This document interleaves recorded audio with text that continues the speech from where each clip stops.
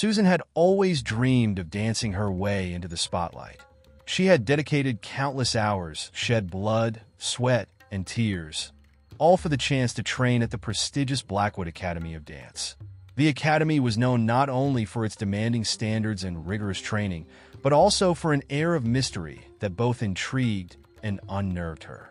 From the outside, it looked like a place of pure ambition, a theater for cultivating the very best.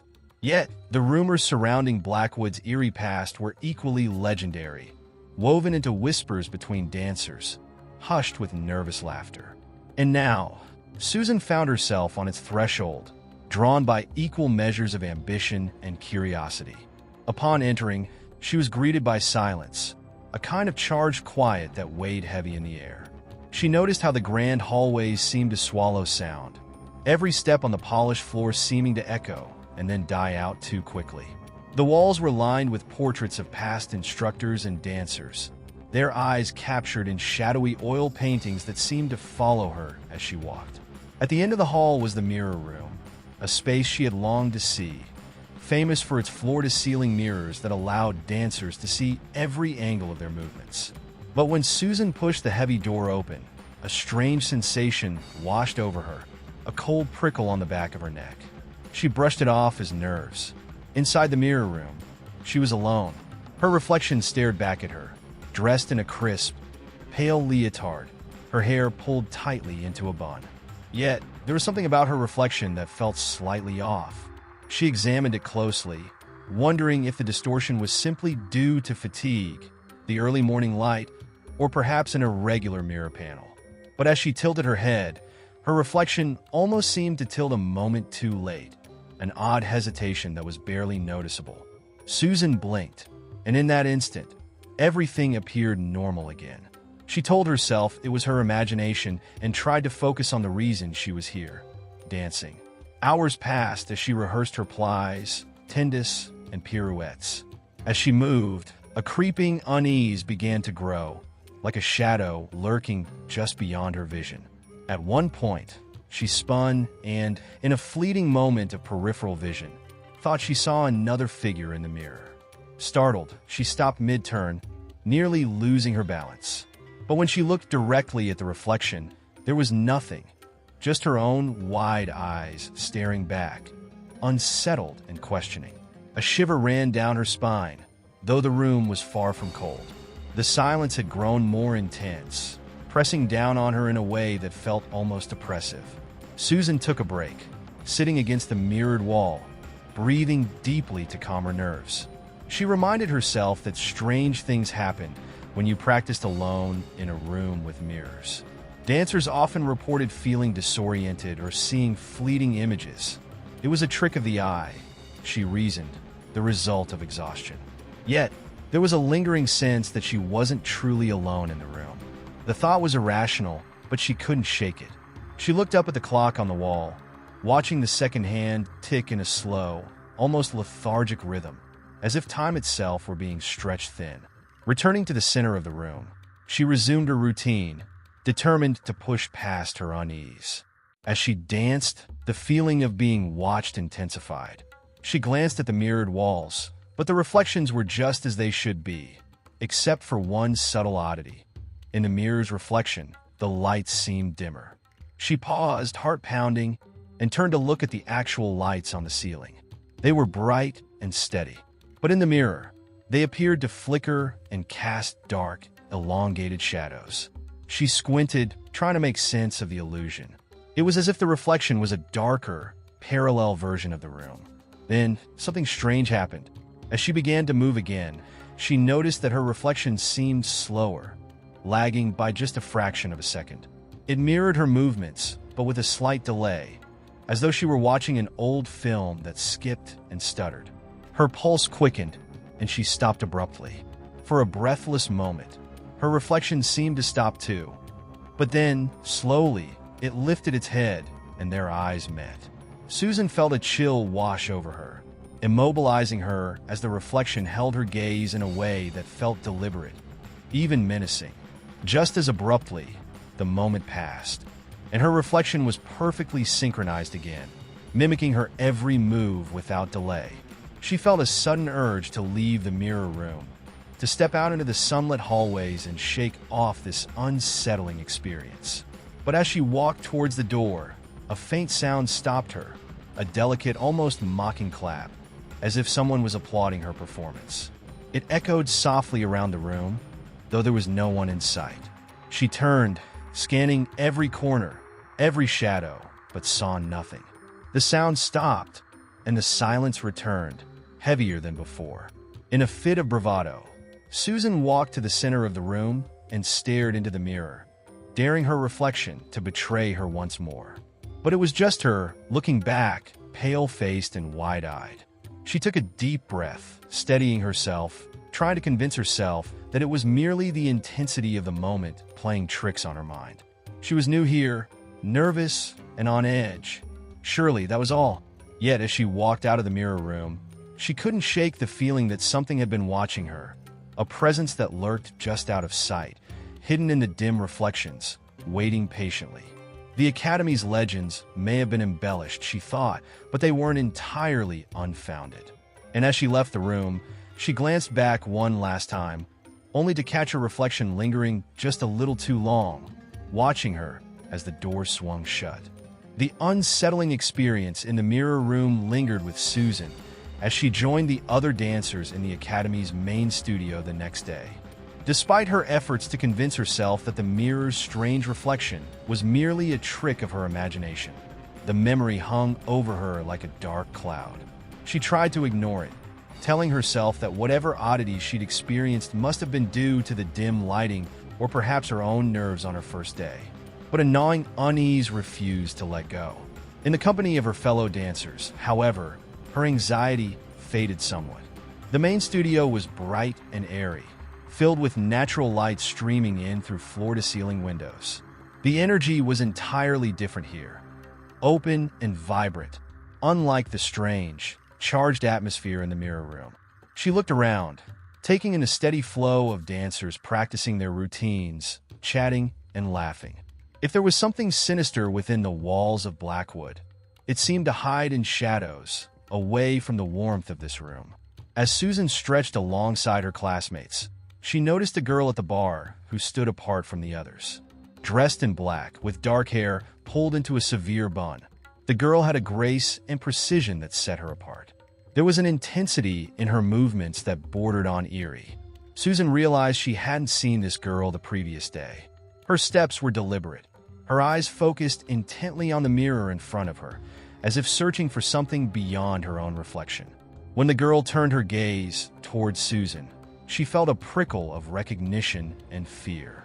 The girl's stare was piercing, her eyes dark and unblinking, studying Susan as if she were both familiar and a stranger at once.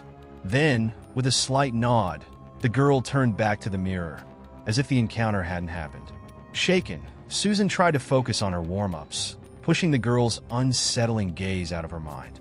But she couldn't deny that it felt as though she'd just crossed paths with someone, or something, that didn't quite belong. As class began, the instructor, Madame Duval, entered the room with her usual commanding presence, her sharp gaze scanning the dancers. "Today, we will revisit an old routine," she announced, her voice stern and clipped. "It is a piece from Blackwood's history, a dance known as Echoes of Midnight. You'll find it quite challenging, but deeply rewarding." Her tone suggested an almost ritualistic reverence for the dance. Susan's classmates exchanged curious glances. It was clear this wasn't a typical assignment. The dancers lined up, and the haunting melody began to play, a slow, melancholic tune that seemed to float through the room like mist. Susan found herself entranced by the rhythm, feeling an inexplicable connection to the music. As she moved, each step felt both familiar and strange, as if her body knew the routine before her mind could grasp it. The moves felt eerily intuitive, and she noticed other dancers following suit, each moving with a precision they hadn't displayed before. It was as though something in the music was guiding them, puppeteering their limbs with invisible strings. Then, midway through the dance, Susan's eyes caught the mirror. Her reflection moved with her, every step and turn in perfect sync, until it didn't. As she performed a slow spin, she saw her reflection hesitate, just a second behind. Her heart skipped a beat as she watched her reflection struggle to catch up. She glanced around the studio, but no one else seemed to notice the discrepancy. In fact, each dancer's reflection was perfectly aligned, except hers. Susan felt a chill of isolation, as if the mirror world had chosen her alone.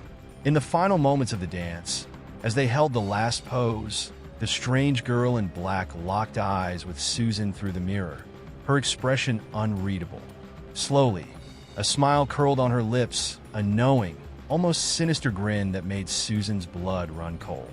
She looked away, desperate to shake the feeling, but the sensation lingered. The girl's smile haunted her, as if it had left an imprint on her mind. When the music ended, Madame Duval clapped her hands, her face expressionless but approving. "Well done," she said, her eyes lingering on Susan with a peculiar gleam. "You, Miss Carlyle," she added, seem particularly attuned to the essence of this piece. "Perhaps you have danced it in another lifetime." The word sent a shiver down Susan's spine, the sensation of déjà vu creeping up once more. It was a strange comment, one that left her with a feeling of being seen in a way that was both flattering and deeply unnerving. Class dismissed, Susan hurried from the studio, desperate for fresh air. She tried to brush off the unease, but as she passed the mirror room on her way to the exit, she caught a glimpse of her reflection in its open doorway. Her reflection stared back, unblinking, its expression blank. Yet, in that brief, fleeting moment, she thought she saw something in its eyes, an echo of the girl's sinister smile, lurking just beneath the surface. She turned away quickly, her pulse racing, trying to escape the gaze of her own reflection. Out in the hallway, she took deep breaths, trying to steady herself. She wondered if the girl in black, with her intense gaze and haunting smile, had something to do with this feeling. But who was she? No one else seemed to acknowledge her presence, and she hadn't spoken a word to anyone. Susan glanced back at the mirror room, feeling a pull to go inside, to confront whatever waited for her there. But the fear was stronger than her curiosity. She walked away, leaving the mirrored depths and strange reflections behind, at least for the time being. Yet, even as she walked toward the dormitory, she couldn't escape the feeling that something, or someone, had followed her from the mirror room, its eyes watching her from just beyond her line of sight. The academy, she realized, held more secrets than she'd bargained for, and the mirror room was only the beginning. Days passed at Blackwood Academy, yet Susan could not shake the memory of the unsettling dance routine, nor the strange girl in black. Each time she entered a studio, her gaze would drift toward the mirrors, expecting, dreading, to see her reflection linger just a fraction of a second too long, or to catch the girl's sinister smile flashing back at her. She wanted to believe it was nothing, a strange trick of the mind. But Blackwood was beginning to feel like a maze of shadows, every hall and room imbued with a peculiar darkness that clung to her. Her unease grew more pronounced one evening, when Susan and a few other dancers were assigned to a rehearsal after hours. The Academy's main studio took on an entirely different aura at night. The windows, which once let in vibrant sunlight, now framed only vast panes of darkness, casting the room in eerie shadows.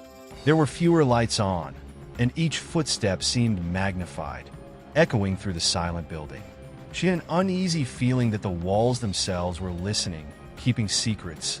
The routine Madame Duval had assigned was complex and required intense concentration. Susan threw herself into it, hoping the familiar rigor of dance would distract her from her creeping fears.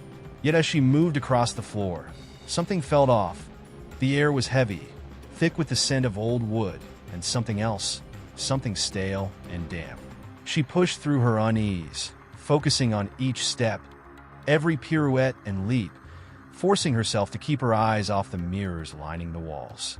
During a break, Susan leaned against the bar, catching her breath.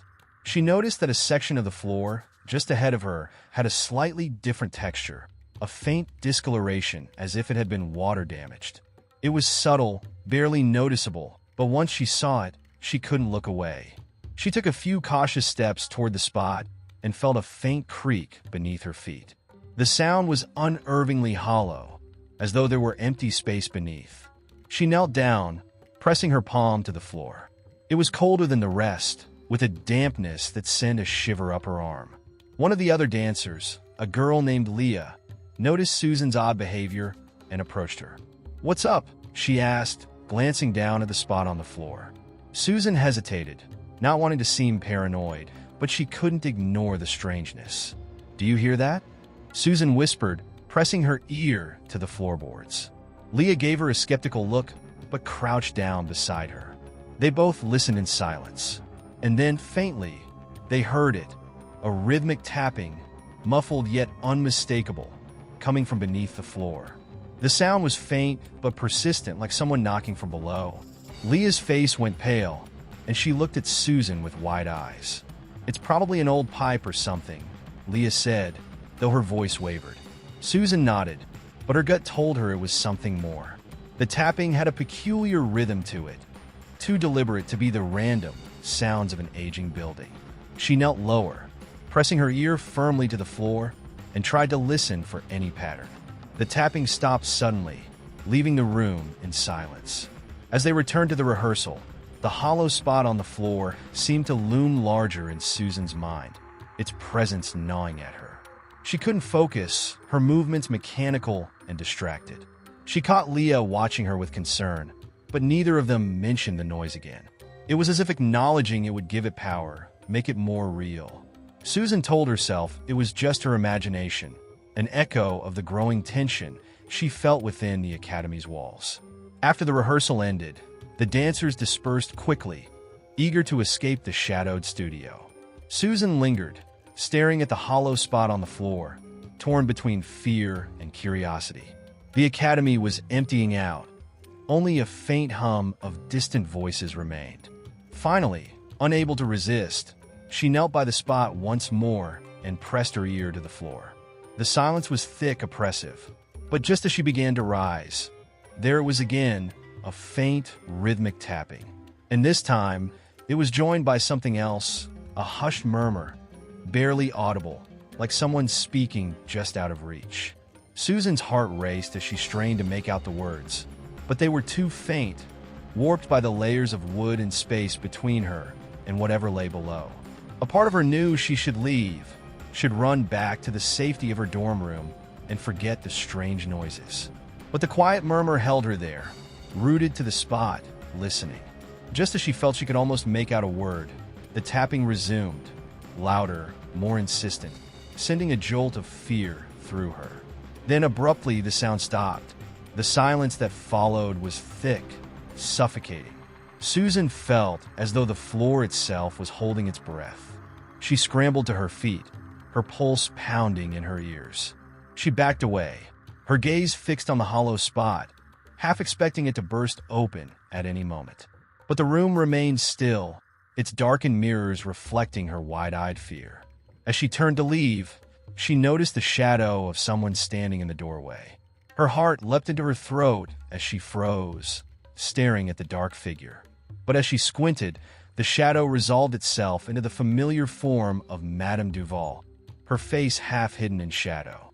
"Susan," she called, her voice calm yet cold. "Is everything all right?"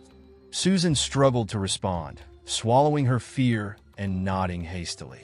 Madame Duval's gaze flickered briefly toward the floor, a subtle, knowing glance that made Susan's skin crawl. "Some things," Madame Duval said, her tone soft but pointed, "are best left undisturbed." Her words hung heavily in the air, a veiled warning that made Susan's blood run cold. She nodded silently, lowering her gaze as she slipped past Madame Duval, out of the studio and into the darkened hallway beyond.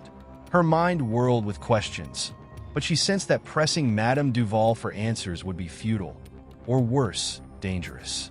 As Susan walked down the empty corridors, the tapping echoed in her mind, as real as if it were still happening beneath her feet. She couldn't shake the feeling that Blackwood Academy held secrets far darker than she'd ever imagined, secrets that seemed to reach out to her from beneath the floorboards, beckoning her deeper into the shadows. Days at Blackwood Academy had a way of bleeding together, each filled with back-to-back rehearsals, strict critiques, and the occasional haunted glance Susan cast toward the studio's hollow floorboards. Although she did her best to push the mysterious sounds to the back of her mind, they seemed to follow her, surfacing in every creak of the floor and every whisper of wind through the hallways. She was certain Leah felt the same dread, as she now avoided the spot entirely, as if its very presence might somehow consume her. It was during one of these rehearsals, just past sunset, that Madame Duval introduced a new assignment to the class. An elite group would perform a midnight routine for an exclusive academy event. This dance is reserved only for those who can tap into the true spirit of Blackwood, she announced, her gaze traveling over each dancer with deliberate scrutiny. Her eyes lingered on Susan, a small, chilling smile playing at her lips. Susan, Leah, and 6 others, this honor is yours. You will perform the Midnight Waltz. The name alone sent a shiver down Susan's spine. There was something eerie about it, as if the dance had roots in some ancient ritual long forgotten. Madame Duval provided only a vague description, her voice weaving a dark narrative as she described the piece.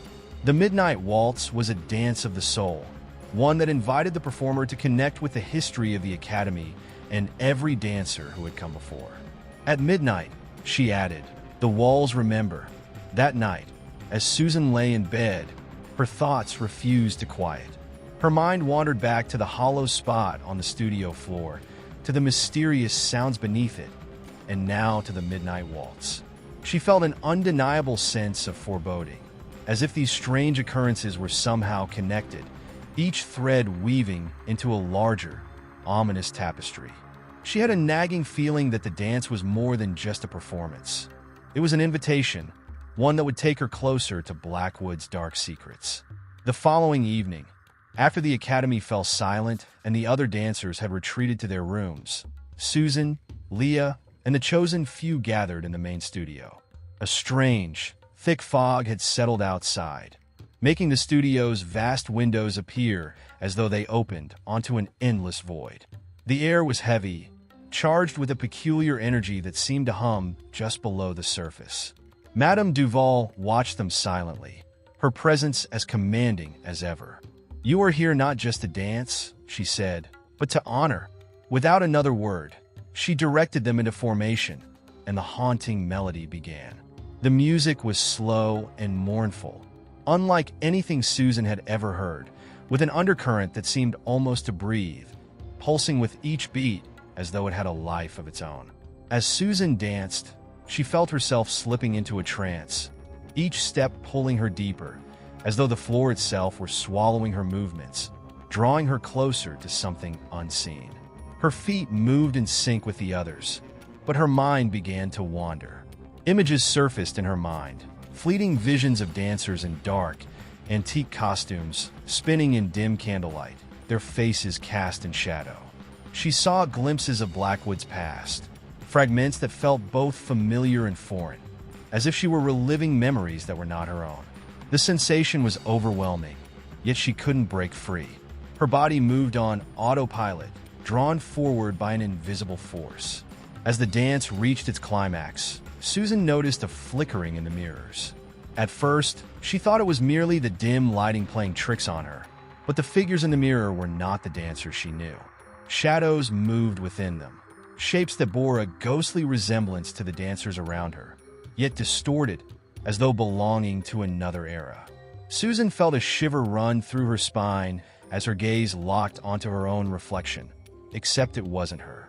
The figure staring back had her face, but there was an eerie blankness to its expression, eyes hollow and dark. Suddenly, the reflection reached out, pressing its hand against the mirror's surface. Susan instinctively recoiled, but in that instant, she felt a coldness seep through her, an icy tendril that seemed to pierce her very core. Her body was still dancing, yet she felt as if she were on the outside, watching herself move. Her limbs were no longer her own. Something was guiding her, something ancient and unseen. When the final note of the song played, the mirrors returned to normal, and the spell broke. The dancers stood in silence, each of them breathing heavily, as though they'd awoken from a shared nightmare. Leah looked pale, her hands trembling as she clutched the bar, her her eyes wide with terror. But before anyone could speak, Madame Duval stepped forward, her voice calm yet chilling. "You have done well," she said, her smile almost predatory. "The spirits are pleased." The word struck a chord of terror in Susan's heart. The spirits. She glanced at her classmates, hoping to find reassurance, but each of them wore the same haunted look. Madame Duval dismissed them, but as they made their way toward the door, Susan noticed her gaze linger on the mirrors, as if watching something, or someone, that only she could see. Later that night, as Susan lay in bed, her mind refused to let go of the events in the studio. She tried to sleep, but the coldness she'd felt during the dance lingered, as though some unseen presence had followed her back to her room. Every creak of the old building, every gust of wind felt like a whisper, drawing her back to the mirrors, to the figures she'd seen dancing in the glass. As sleep finally took hold, she found herself standing in the studio once more. The fog pressed against the windows, and a dark figure waited for her in the shadows. It stepped forward, revealing the girl in black, her face expressionless but her eyes locked onto Susan's. She held out her hand, beckoning Susan to join her. Susan wanted to run, but her feet were rooted to the floor, compelled forward by an invisible force. The girl's mouth moved, whispering words Susan couldn't hear, but she could feel the meaning in her bones. "At midnight we dance." Susan woke with a start, her heart racing. The chill remained, clinging to her skin. She knew, in that instant, that whatever she'd encountered in the studio had found a way into her mind, her dreams. The Midnight Waltz was no mere dance. It was a passage, a link to something hidden beneath Blackwood, something that was reaching out to her, waiting for her return. And though every instinct screamed at her to leave, she knew deep down that this was only the beginning. The morning sun brought a false sense of normalcy to Blackwood Academy. Susan's fears from the previous night felt distant in the daylight, yet the chill lingered in her bones, a reminder of the shadows that had gripped her in the Midnight Waltz. She moved through her classes in a daze, haunted by the girl in black and the hollow, dark-eyed reflection she'd seen in the mirror. Each time her gaze drifted toward her own reflection, she felt a twist of anxiety, afraid of seeing that empty version of herself staring back. Her classmates, particularly those who had participated in the midnight performance, shared her haunted demeanor. Leah, usually bright and talkative, avoided eye contact and kept to herself, her movements uncharacteristically reserved. The other dancers wore hollow expressions, as though a part of them had been left behind in that midnight rehearsal. Madame Duval's presence only deepened their unease. She watched them with an unsettling satisfaction, her gaze lingering on each of them as though she were inspecting an art piece only she could understand. Days passed, and Susan tried to ignore the growing heaviness around her. Yet each night, as she drifted into sleep, her dreams were invaded by the girl in black, who now appeared with growing clarity. Each dream was more vivid than the last, as if the boundary between waking and sleeping was thinning, merging reality with nightmare. The girl never spoke, but her eyes conveyed a silent plea, a kind of haunting sadness mixed with a warning.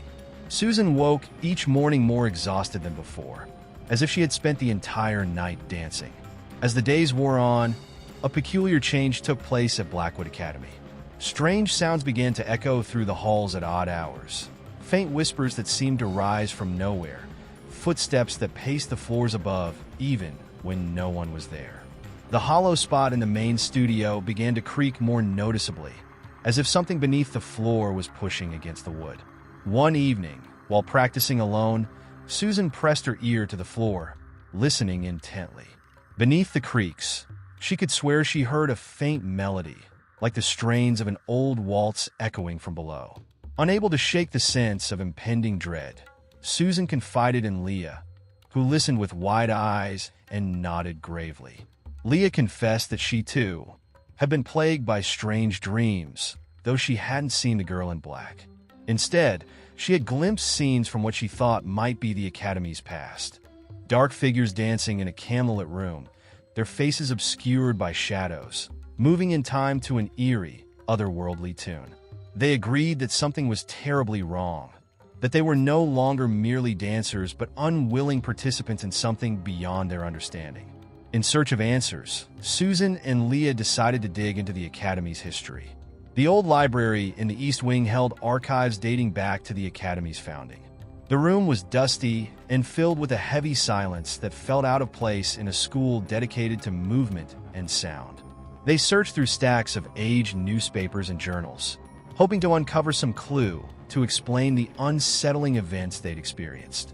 Hours passed, and just as they were about to give up, Leah found a faded, handwritten ledger titled The Lost Performances. The ledger chronicled a series of mysterious performances from the late 1800s, including the Midnight Waltz, originally choreographed by a dancer named Adeline Blackwood, the Academy's first principal. According to the records, Adeline had been obsessed with capturing the soul of the Academy in her dance, believing that true artistry could be achieved only by connecting with the spirits of those who had danced before. Her final performance was a midnight show involving her most talented dancers, a ritual dance that was supposed to open a door between the dancers and the spirits of the Academy's past. Susan's heart pounded as she read the final entry in the ledger. The performance had ended in tragedy. The dancers who participated were found in the studio the next morning, pale and lifeless, their expressions frozen in silent screams. The Academy tried to cover up the incident, fearing it would tarnish Blackwood's reputation, but rumors had spread over the years. Some said that Adeline had unlocked something dark, binding herself, and those who followed in her footsteps, to the Academy forever. Disturbed by their findings, Susan and Leah felt trapped. They couldn't bring themselves to approach Madame Duval with their discoveries, for fear that she was somehow complicit in the strange occurrences. She had, after all, encouraged them to perform the very dance that seemed tied to Blackwood's darkest secrets. Susan felt a sickening realization. Madame Duval knew. She knew the dangers of the Midnight Waltz and had lured them into performing it anyway. That night, as Susan lay in bed, she felt the weight of her fear pressing down on her, making it hard to breathe. She knew that sleep would bring the girl in black once more, and she dreaded the encounter. But her exhaustion overtook her, and as her eyes closed, she found herself once again in the dimly lit studio. This time, the girl was closer, her face just inches from Susan's. Her lips moved, forming a single word run. Susan jolted awake, her heart racing. She looked around her dim dormitory room, the shadows twisting in the corners as though alive. She couldn't stay here. She knew now that Blackwood's walls held an evil she couldn't escape. Her mind reeled with thoughts of the lost dancers, the haunting visions in the mirrors, and the ledger's chilling warning. There was no mistaking it. Something ancient and malevolent was waiting, and if she stayed, it would consume her. But as she packed a small bag in preparation to leave, she heard the faint sound of music wafting down the hallway. She froze, recognizing the eerie, mournful tune of the Midnight Waltz. The sound grew louder, as if beckoning her, pulling her toward the studio one last time. Despite every instinct telling her to run, she felt her feet moving toward the door, as if under a spell. The distant strains of the Midnight Waltz grew louder with each step Susan took down the darkened corridor, her pulse quickening in sync with the haunting melody. Shadows clung to the walls, their edges flickering as though alive, pulsing with the rhythm of the music. She walked as if in a trance, unable to turn away, the pull of the studio stronger than her fear. Every fiber of her being screamed to stop, to run back to the safety of her room. But her feet betrayed her, moving forward, pulled by an invisible force. Reaching the studio door, Susan hesitated, her hand hovering over the cold brass handle. The music was louder now, an eerie, heart-thumping beat that seemed to echo from deep within the walls. She could feel a chill emanating from the room, as though the air itself was charged with something old and unnatural. Taking a deep breath, she pushed the door open, stepping into the darkened studio where shadows danced across the polished floor. To her horror, the studio was not empty. Dim candlelight illuminated the space, casting a warm glow over the polished wooden floorboards. At the center of the room stood Madame Duval, her figure eerily still, watching Susan with an unsettling intensity. Around her, the other dancers formed a circle, their faces blank, eyes glassy, as though under some hypnotic spell. The haunting melody continued, the music filling the space, reverberating within Susan's chest. Madame Duval's expression softened as she gestured for Susan to join them, her voice low and persuasive. "Come, Susan. You are one of us now. The Midnight Waltz is no ordinary dance. It is a rite, a passage to something far greater than you could ever imagine." Her words were laced with an allure that Susan couldn't shake, a promise of belonging, of understanding. But beneath that allure, Susan sensed something dark, a consuming hunger hidden within Madame Duval's gaze. Fear surged through Susan as she took a step backward, but her body refused to fully retreat. The other dancers, their faces void of expression, turned in perfect synchronization toward her, their movements eerily mechanical, like marionettes on strings. Each one wore the same vacant expression she had seen in her reflection, the lifeless eyes, the hollow smiles. She knew then, with a chilling certainty, that they were no longer fully themselves. They belonged to the dance. Madame Duval extended her hand, her eyes piercing, unblinking. The dance is not just a performance, Susan. It is a connection to Blackwood's legacy, to the spirits who founded this academy. They seek dancers who can transcend mere movement, who can give themselves wholly to the art. Do you understand? Her voice was calm, almost gentle, but Susan could feel the threat beneath it. If she refused, she might never leave the studio again. Summoning every ounce of courage, Susan shook her head, her voice a whisper. "I don't want to be a part of this ritual." The words felt hollow in the large, echoing room, but she forced herself to meet Madame Duval's gaze, her heart hammering in her chest. Madame Duval's expression shifted, a flash of disappointment crossing her face before it hardened into something more sinister. "You are already part of it," Madame Duval replied, her voice dropping to a near whisper. "Once you have danced the Midnight Waltz, you are bound to Blackwood forever. There is no escape, Susan."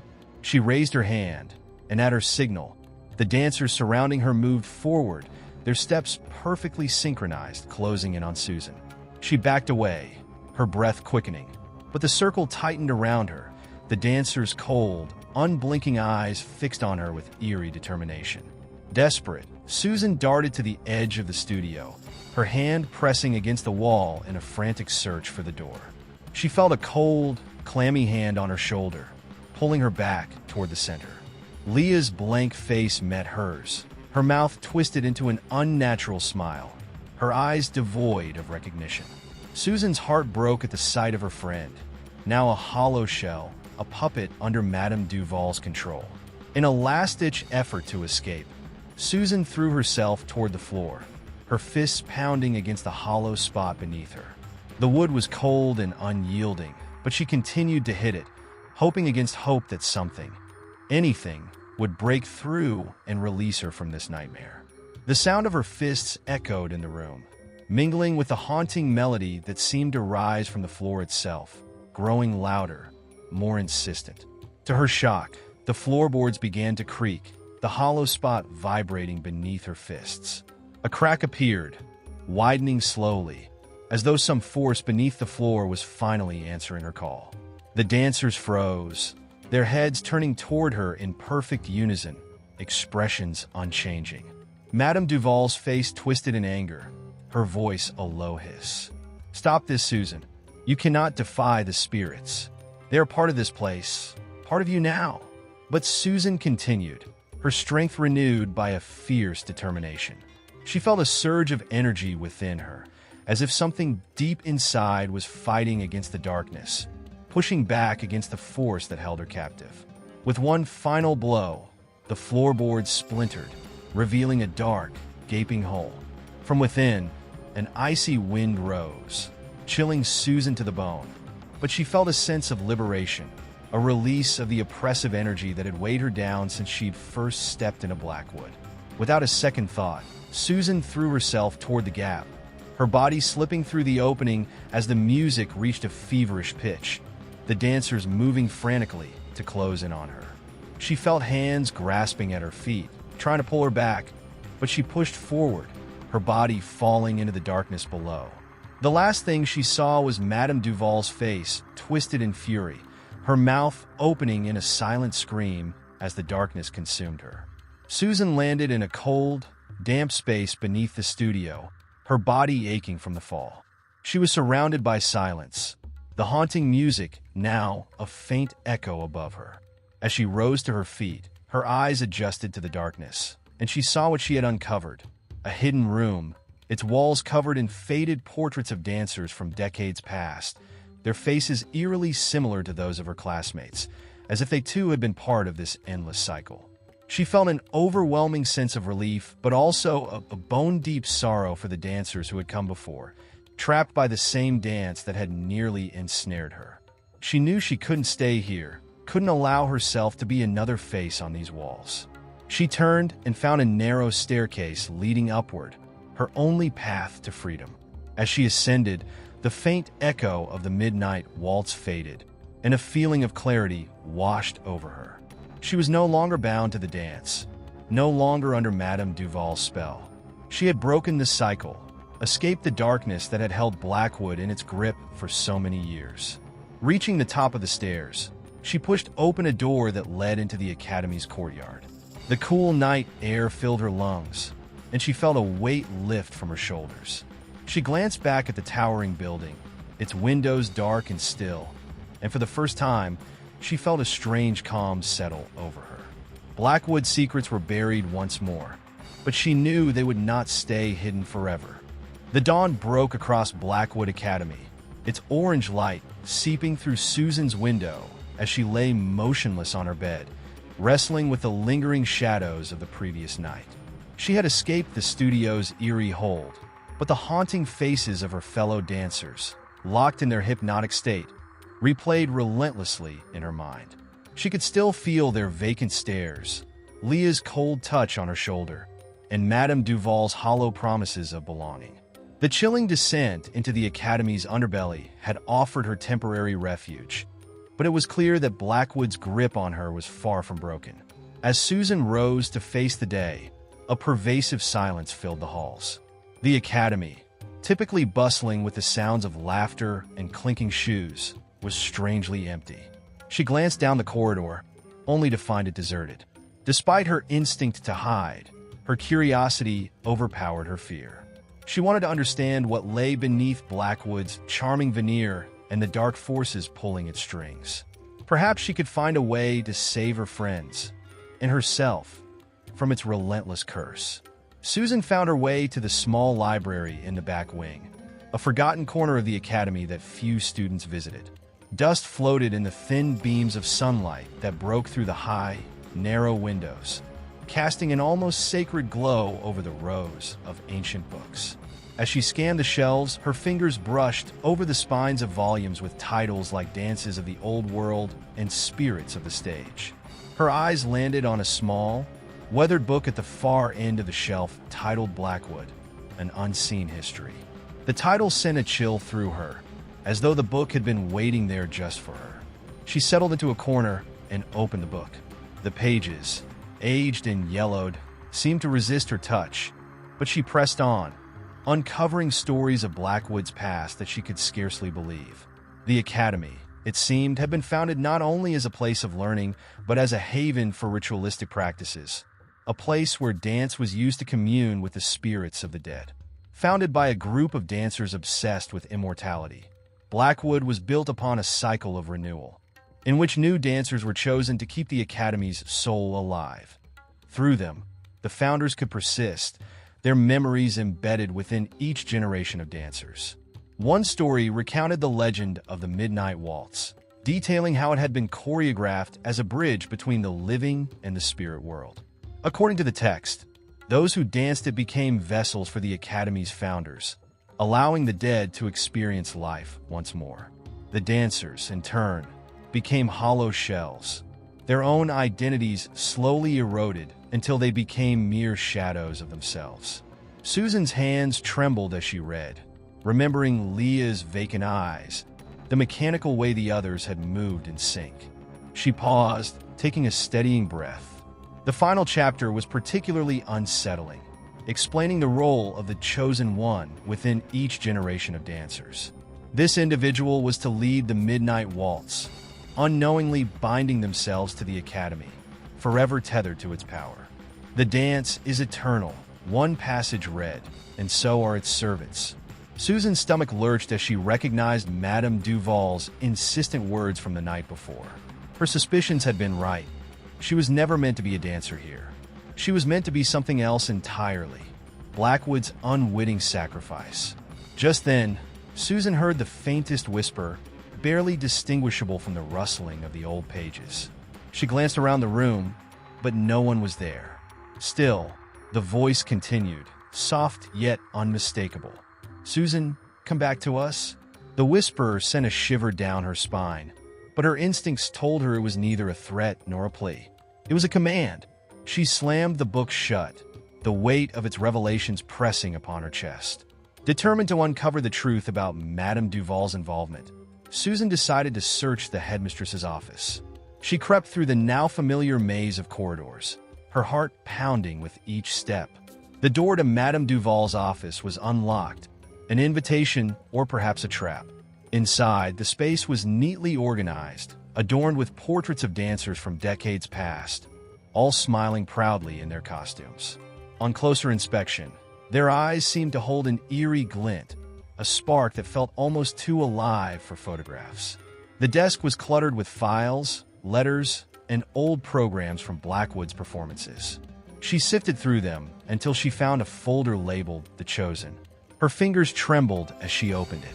The contents confirmed her worst fears, a list of students' names from each graduating class, with notes on their potential.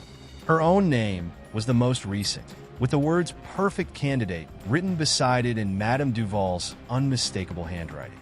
Susan's throat tightened as she realized that this entire experience, her invitation to Blackwood, Madame Duval's strange affection for her, even her placement in the advanced class, had been orchestrated to prepare her for this sinister purpose. Beneath her file was a page marked with a single phrase, "The Final Dance." The description was vague, but it hinted at a performance where the chosen dancer would give themselves completely to the Academy, ensuring the continuity of Blackwood's supernatural power. Susan recoiled in horror. It was not a dance. It was a ritual, a sacrifice disguised as art, and she was intended to be its centerpiece. As she stood there, frozen in terror, she felt the air shift behind her. Turning slowly, she saw Madame Duval standing in the doorway, her face a mask of calm. "Curiosity is a dangerous trait, Susan," she murmured, stepping into the room. Her voice was soft, almost gentle, but her eyes held a darkness that Susan now understood all too well. "But you've already gone too far to turn back." Susan wanted to scream, to run, but she was rooted in place, paralyzed by fear and realization. Madame Duval continued, her voice thick with satisfaction. "Blackwood's legacy is not for the faint of heart. Only the worthy survive the test. Consider this your final trial. Resist, and you will be forgotten. Accept, and you will be eternal." In that moment, something within Susan shifted. She could feel the Academy's pulse, the twisted energy that fueled its existence. But she also felt a surge of defiance. Blackwood might have bound her in some way, but she was not powerless. Gathering every ounce of courage, she took a step forward, meeting Madame Duval's gaze with a fierce determination. "You've manipulated and deceived every dancer who came here," Susan said, her voice steady. "But I will not be one of your puppets. I may be bound to Blackwood, but I am still myself." Madame Duval's serene smile faltered, a flicker of surprise crossing her face before it hardened into anger. "You don't understand, Susan. You are bound, body and soul. There is no escape from Blackwood." Her voice was a hiss, filled with centuries of pride and bitterness, but Susan remained undeterred. She had glimpsed the Academy's truth, and with it, she sensed a hidden weakness. Without another word, Susan turned and walked out of the office, her mind already forming a plan. She knew she could not break Blackwood's curse alone, But perhaps there was still a way to free herself from its grasp. If she could sever the Academy's connection to the spirits that fueled it, she might have a chance at breaking the cycle once and for all. As she strode through the shadowed corridors, she felt an unfamiliar strength building within her, a defiance that pulsed in rhythm with her heartbeat. Blackwood had chosen her, but it had underestimated her. And now, as the Academy whispered its threats, Susan prepared herself to fight back. The following morning dawned somber and overcast, casting a pall over Blackwood Academy as Susan ventured into the school's labyrinthine corridors. She felt the Academy's eyes on her everywhere she went, each doorway a darkened gaze, each turn leading her deeper into its embrace. It would have been easy to succumb to fear, to let Blackwood's mysteries tighten their hold around her, but the burning desire for freedom fueled her courage. She was not simply rebelling against Madame Duval's control. She was waging a war against the Academy itself, against the forces that had preyed on hopeful dancers for decades. Susan decided that her best chance for success lay in gathering allies, however dangerous it might be. Yet most of her fellow dancers had already fallen under the Academy's sway, their minds muddled by the Midnight Waltz. As she observed her classmates more closely, she noticed their subtle detachment from reality. They seemed to drift through each day in a trance, their thoughts clouded, their spirits dull. Even Leah, her closest friend, barely acknowledged her, avoiding Susan's gaze as if afraid to face her own reflection. Desperate, Susan began searching for anyone who might still be resisting Blackwood's pull. Her efforts felt hopeless until she noticed an older student, Jack, who had been at Blackwood for nearly 2 years. Jack was known for his skillful dancing, but his reserved demeanor and watchful eyes set him apart from the others. Unlike the others, he seemed immune to the Academy's charm, watching Madame Duval's every move with a suspicion that mirrored her own. She recalled catching his gaze during the Midnight Waltz, his eyes sharp and unblinking, unaffected by the eerie spell that held everyone else. Susan approached him cautiously, catching him during a break in an isolated corner of the courtyard. The ivy-covered walls shielded them from sight, offering a brief respite from the Academy's oppressive surveillance. She spoke in a low, hurried voice, revealing her suspicions about Madame Duval and the Academy's dark history. To her relief, Jack listened intently, his expression darkening as she explained her discoveries about Blackwood's founding rituals and her role as the Chosen One. When she finished, he gave a slow nod, his eyes glinting with a mixture of fear and determination. "I've sensed something off about this place since the day I arrived," he admitted. "But no one's ever spoken out. It's as if everyone here has given up or forgotten who they are. They go through the motions, and it's only a matter of time before Blackwood devours them entirely." Emboldened by his response, Susan asked him about his own experience at Blackwood. Jack hesitated, his gaze distant, as if weighing the burden of his story. He explained how he had once been close to another dancer, Emma, a girl who had disappeared without a trace after failing to perform the Midnight Waltz. Rumors had circulated that she'd left the Academy, unable to keep up with the rigorous demands. But Jack knew the truth. He had seen Madame Duval lead Emma away one evening, into the depths of the Academy's basement. She had never been seen again. Susan's skin prickled with unease. Her suspicions about the Academy's darker practices were quickly solidifying into certainty. She realized that Emma's fate had been more than a punishment for failure. It was a warning to all who dared resist. Madame Duval's facade of strict discipline masked something far more insidious. Blackwood wasn't just a place of learning. It was a labyrinth that consumed those who faltered or rebelled, each dancer a pawn in the Academy's relentless pursuit of immortality. Together, Susan and Jack devised a plan to uncover the Academy's secrets once and for all. They would infiltrate the basement, seeking the hidden archives where they believed the Academy's history and Madame Duval's true intentions were documented. It was a desperate and dangerous plan, but it was the only way to gain the knowledge they needed to destroy the Academy's power. Blackwood's control over its dancers had to be rooted in something tangible, something they could expose. Late that night, Susan met Jack near the hidden stairwell that led down to the basement. The Academy's lights had dimmed, casting the corridors in shadow. As they descended, each step echoed ominously in the narrow stairwell, the walls damp and smelling faintly of decay. The air grew colder, and Susan felt the Academy's presence pressing down on them, a malevolent force lurking just beyond sight. At the bottom of the stairs, they found themselves in a narrow corridor lined with rusted doors. The oppressive silence was broken only by the soft creaking of the old hinges as they opened each door, revealing empty rooms filled with forgotten dance props, crumbling mirrors, and decayed costumes. Then, finally, they found what they had come for, a room filled with rows of filing cabinets, stacked floor to ceiling with records. They began rifling through the dusty files, each one revealing a disturbing history of the Academy's past students. As they dug deeper, they found records of students who had simply vanished, their files marked with a cryptic symbol, an intricate pattern resembling a twisted knot. At the top of one file, Susan saw her own name, her photo paper-clipped to the folder's cover. Beneath it, a series of dates, ending with one that sent a chill down her spine. Her upcoming performance in the Midnight Waltz. As Susan tried to absorb the horror of her own impending fate, Jack pulled out a final folder, marked with Madame Duval's name. Inside was a photograph of a woman, identical to Madame Duval, yet dressed in the fashion of another era, her face shadowed with an air of sinister allure. The documents within revealed that this woman had once been a student at Blackwood, chosen to perform the Midnight Waltz. Susan realized that Madame Duval's life had been extended by the Academy's rituals, her identity passed down through generations. Her mind raced as she pieced it all together. Madame Duval was not merely the headmistress of Blackwood. She was its curse, its spirit made flesh, forever renewed by the dancers who performed the ritual.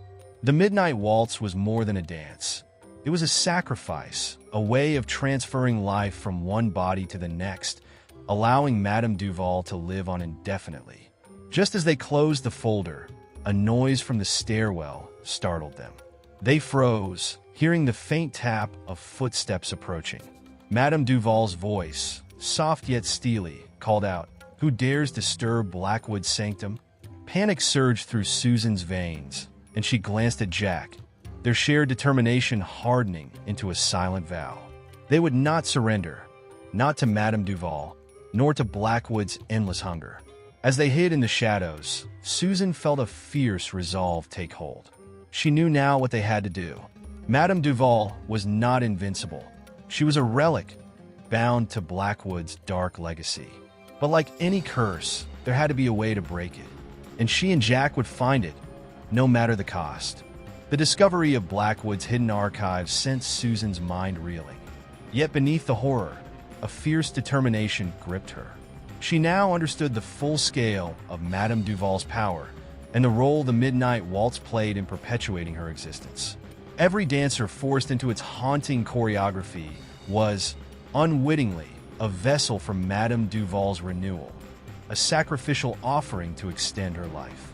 And Susan knew that she was next.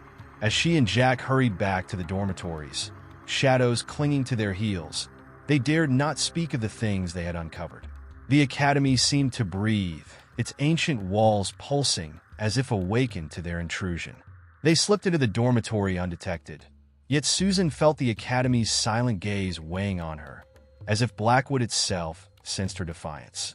For the first time, she felt not only fear, but the tightening of invisible chains around her, a mark of someone who had looked too deeply into forbidden truths.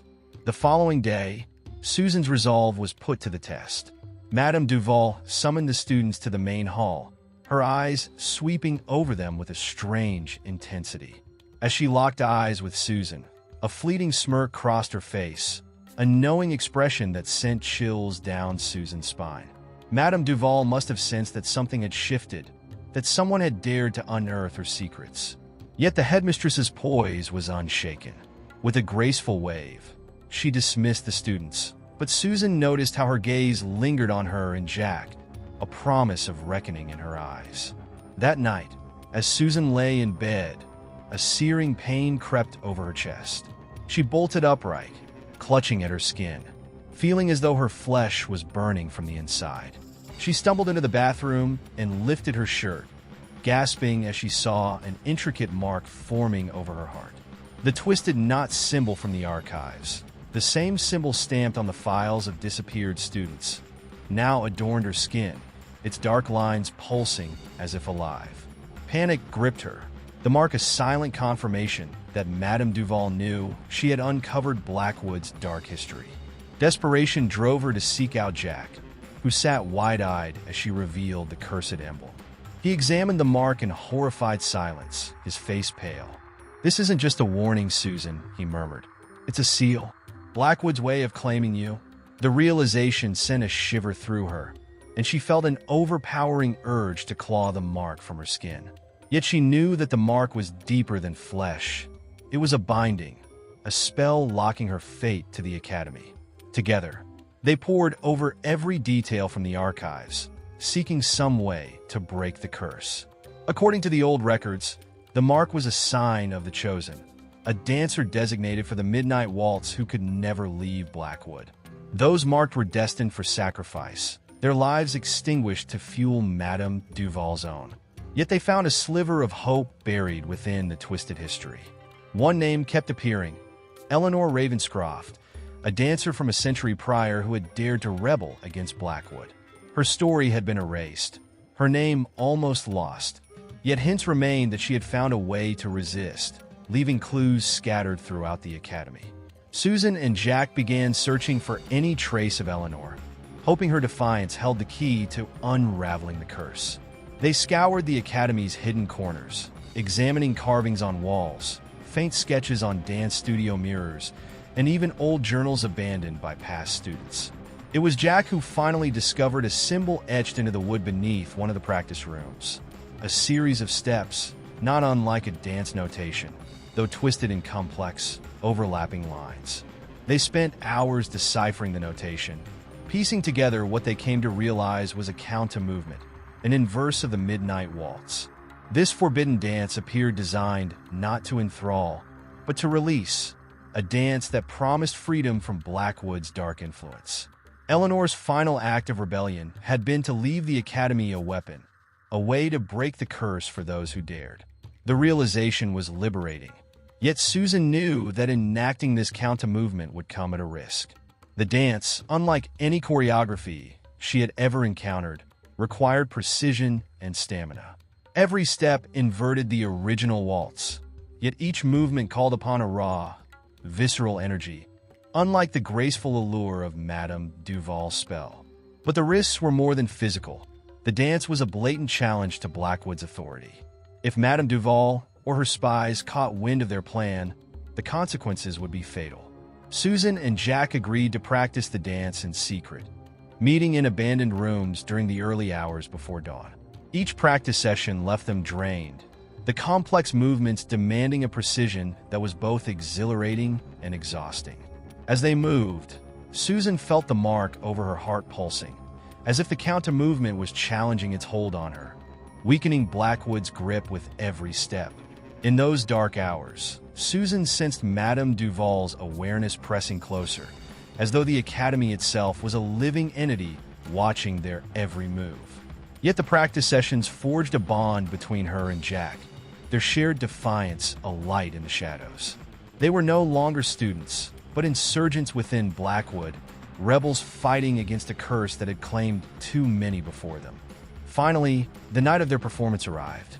Susan felt the weight of the mark heavy on her chest, a reminder of the Academy's claim over her. But she now held the power to fight back. She knew that if she and Jack executed the counter-movement perfectly, they could break the chains binding her to Blackwood. In that moment, as she prepared for her final confrontation with Madame Duval, Susan felt a surge of strength, knowing that she had allies, that she had Eleanor's rebellious spirit guiding her. They entered the ballroom, the scene set for the Midnight Waltz, but Susan knew that tonight would end differently. Madame Duval's gaze locked onto her, a silent promise of ruin. But Susan only smiled, her heart steady, for she now held the Academy's deepest secret, a weapon forged by a dancer who had defied Blackwood's grip a century before. And with that knowledge, Susan knew that tonight, she would be the one to break free. As the haunting chimes announced the beginning of the midnight waltz, the ballroom filled with the air of anticipation.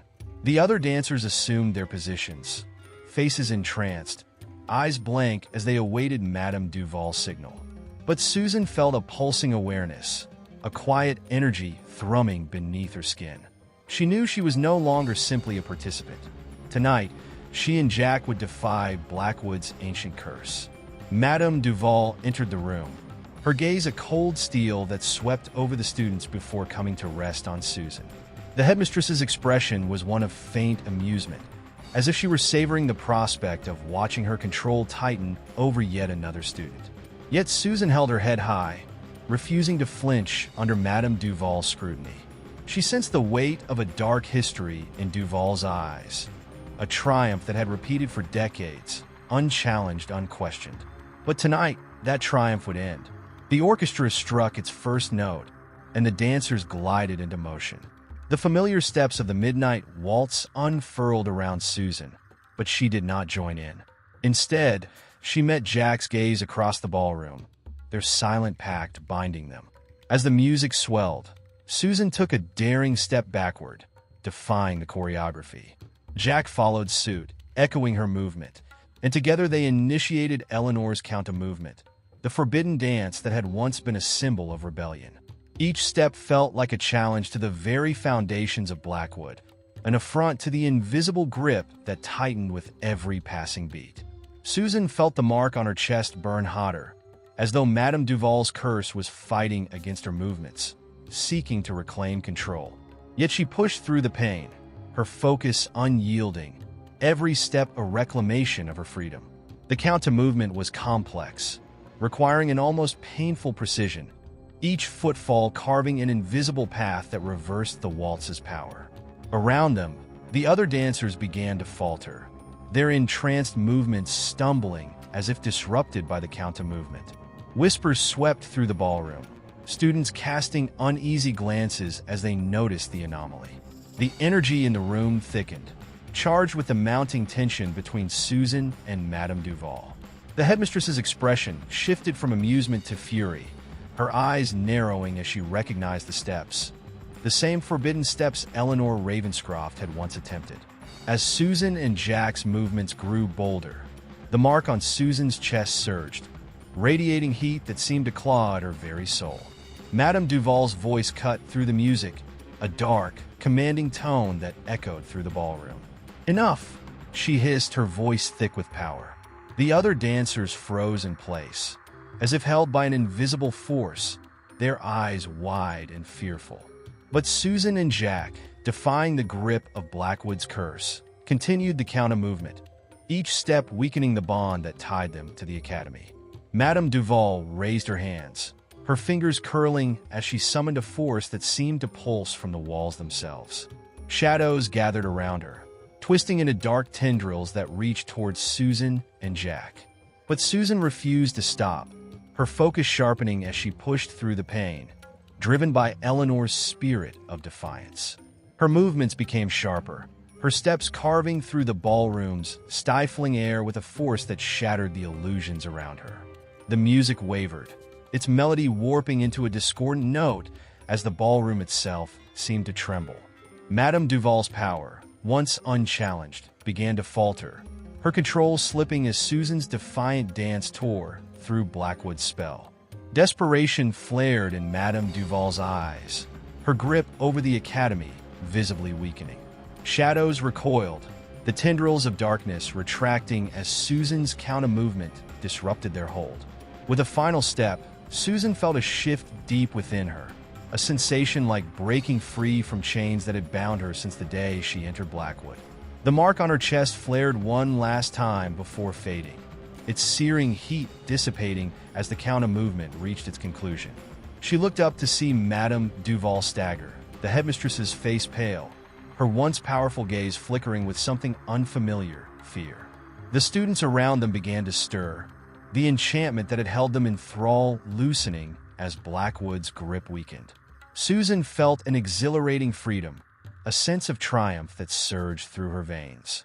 She had broken the curse, had defied the Academy's ancient power, and in doing so had unraveled the spell that had bound generations of dancers to Blackwood's dark legacy.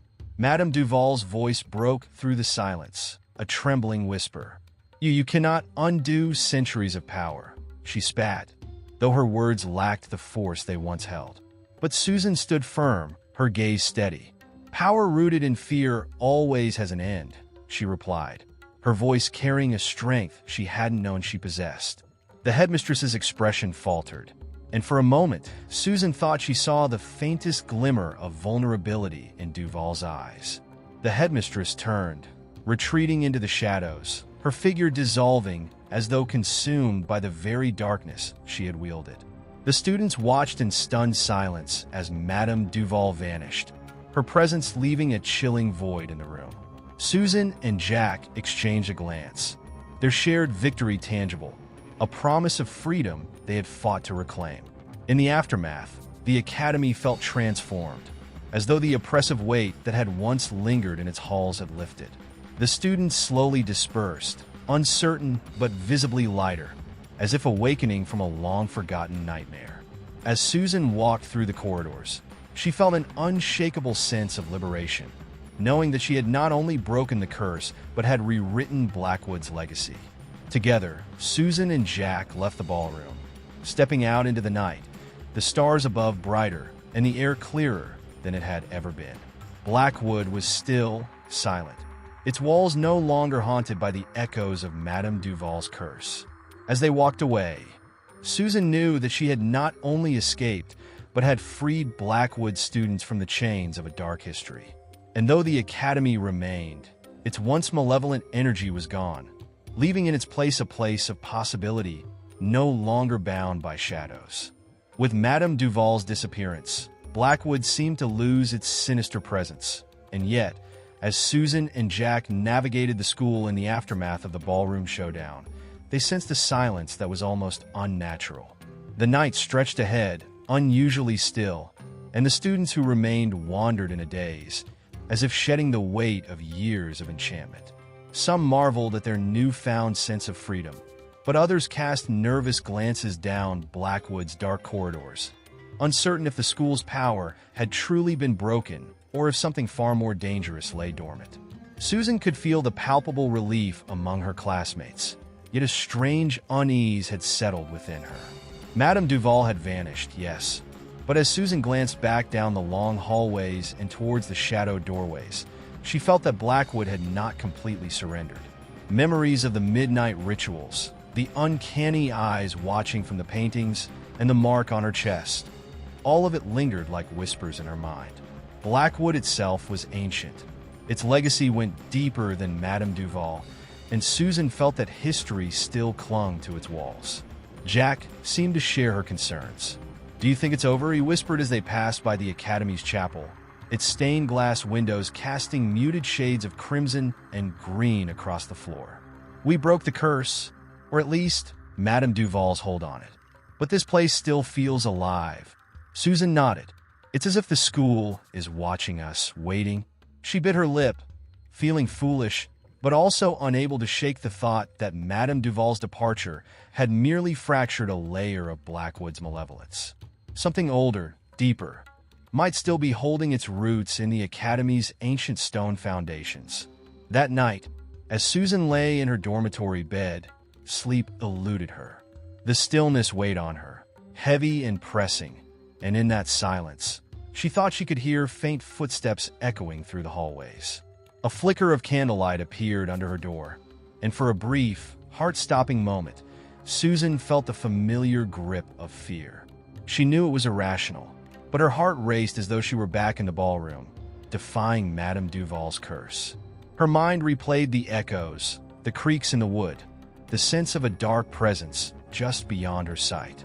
Unable to bear the tension, Susan rose and quietly opened her door, peering out into the corridor. The halls lay empty, but a faint scent lingered, incense, earthy and old. She thought back to the rituals, to Madame Duval's voice reciting chants in strange, guttural tones, and wondered if perhaps someone else had taken up her mantle. With trepidation, she stepped into the hallway, the floorboards creaking under her weight, feeling as if she were walking into the unknown. As Susan wandered, she noticed subtle changes in Blackwood's interior, details she could have sworn hadn't been there before. The portraits lining the hallways appeared different, their eyes sharper, more focused. The walls seemed to narrow as she moved deeper into the school, the path closing in on her, as if leading her to some undisclosed destination. The stillness was broken only by the soft scrape of her shoes, and occasionally, the rustle of something moving beyond the edge of her sight. In the library, she found Jack seated at a dimly lit table, flipping through a dusty tome. He looked up as she entered, his face pale and drawn. "Susan, you're here too?" "I couldn't sleep," he said, voice hushed, as though fearing they might disturb something hidden in the shadows. "What are you reading?" she asked, glancing at the book in front of him. The title was in Latin, the text dense with ancient symbols and diagrams. "I found it tucked in a corner, behind one of the shelves," he replied. "It's a record of the Academy's founders, and there's a section on rituals." Together, they pored over the book, finding accounts of rites that predated Madame Duval's era, spells that spoke of binding spirits to objects, spaces, and even entire buildings. Susan's heart raced as she read, realizing that Madame Duval had not created Blackwood's curse. Instead, she had only been its most recent wielder.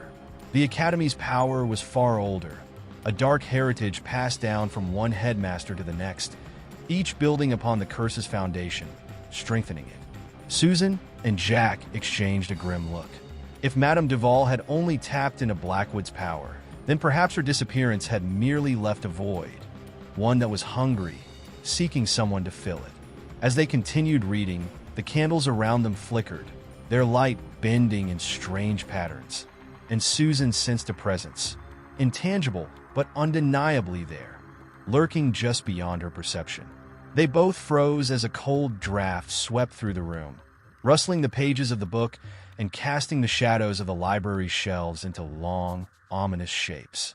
From somewhere within the depths of the Academy, a faint but distinct sound echoed, a low, mournful cry that grew louder, filling the silence until it felt as though it were coming from all around them.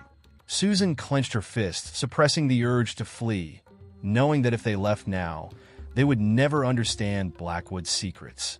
Determined, she whispered, "If we want to be free, truly free, we need to go deeper. Blackwood's curse isn't broken yet." Jack nodded, and together they made a silent vow. They would uncover every dark secret the Academy held, no matter the risk. As dawn cast a dim light over Blackwood, Susan and Jack had barely closed their eyes. The cryptic text they discovered filled their minds with half-understood phrases and eerie illustrations, leaving them haunted by possibilities they could neither deny nor fully understand.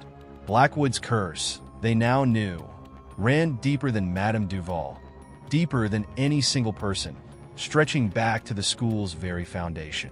They suspected an ancient ritual had bound the Academy to a dark power, sustaining it with each new generation. And now, with Madame Duval's absence, they feared it would seek a new vessel. The first days after Duval's disappearance were unsettlingly quiet. The students, still caught between disbelief and relief, wandered the corridors as if exploring the school anew. Whispers filled the halls, speculation mingling with tales of Duval's supposed powers and the strange occurrences they had often dismissed as superstition. Susan noticed how students gravitated toward her and Jack, hoping for explanations. Yet Susan kept her silence, unwilling to share what she had learned until she was certain of its truth. That evening, Susan and Jack returned to the library with a quiet determination. Jack had scoured the Academy's architectural plans and found references to an old wing, a section that had been sealed off decades ago after a mysterious accident. Rumor had it that this hidden part of Blackwood housed ancient relics tied to its founding. They knew it was risky, venturing into a forgotten part of the Academy, but if there were answers to be found, they would be there.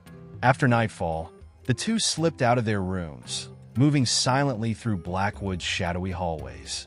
Guided by Jack's sketches, they made their way to a concealed stairwell, its entrance obscured behind a tapestry depicting a grim scene of Blackwood's early years. Susan hesitated, a chill running down her spine as she pushed the tapestry aside, revealing the narrow passage. In the silence, her heartbeat echoed as they descended, the air thickening with the scent of dust and damp stone. The stairwell led them into a series of twisting, claustrophobic tunnels that had clearly been untouched for years. Faint symbols were etched into the stone walls, symbols that echoed those in the Latin text they had read, the same dark insignias used in ancient rituals. They reached a final door, its wood warped and splintered, yet bearing the unmistakable shape of a raven, Eleanor Ravenscroft's emblem. Susan's hand trembled as she pushed it open, revealing a large, circular chamber bathed in shadows. In the center of the room stood an altar draped in aged cloth, its surface littered with remnants of past ceremonies. Melted candles, rusted chains, and dried remnants of herbs and strange powders. Stone carvings lined the walls, depicting scenes of students, heads bowed in submission, bound by invisible chains to the imposing figure of an unknown headmistress. Susan shivered, feeling as though the stone figure's eyes followed her, a silent warning cast in cold stone. As they approached the altar, Jack noticed a dusty, leather-bound book lying open. He lifted it, revealing brittle pages covered in an indecipherable script. Susan leaned closer, her eyes narrowing as she recognized a symbol she had seen in the book upstairs. The ancient crest of Blackwood, surrounded by dark, spiraling patterns that seemed to pulse even in stillness. This, they realized, was the origin of the Academy's curse, the source of the power that had held them all in thrall. As Susan turned the pages, a loose parchment slipped out, fluttering to the ground. She picked it up, revealing a hand-drawn map of the school, marked with specific points where rituals had been conducted through the years. One location caught her eye, a spot directly beneath the main dance hall. "This must be the heart of the curse," she whispered, tracing her finger over the spot. It was the Academy's very core, a place where countless ceremonies had fortified Blackwood's hold over its students. A sudden noise echoed from the stairwell, the unmistakable sound of footsteps approaching. Susan's heart leapt as she and Jack froze, the flickering light from their candle casting elongated shadows around them. Whoever was coming, they were no friend. The footsteps were slow and deliberate, filled with an eerie confidence that sent a shiver down her spine. They barely had a moment to hide, pressing themselves into a dark corner as the door creaked open. To their horror, it was not a student, nor even a teacher, but a shadowy figure draped in robes, its face obscured. The figure moved toward the altar with an air of familiarity, fingers tracing the symbols etched into the stone, as if it were communing with something unseen. Susan held her breath, feeling a cold dread settle over her. She recognized the pattern of the robes, the dark sigils embroidered in thread, the raven's insignia, and she knew this was no ordinary visitor.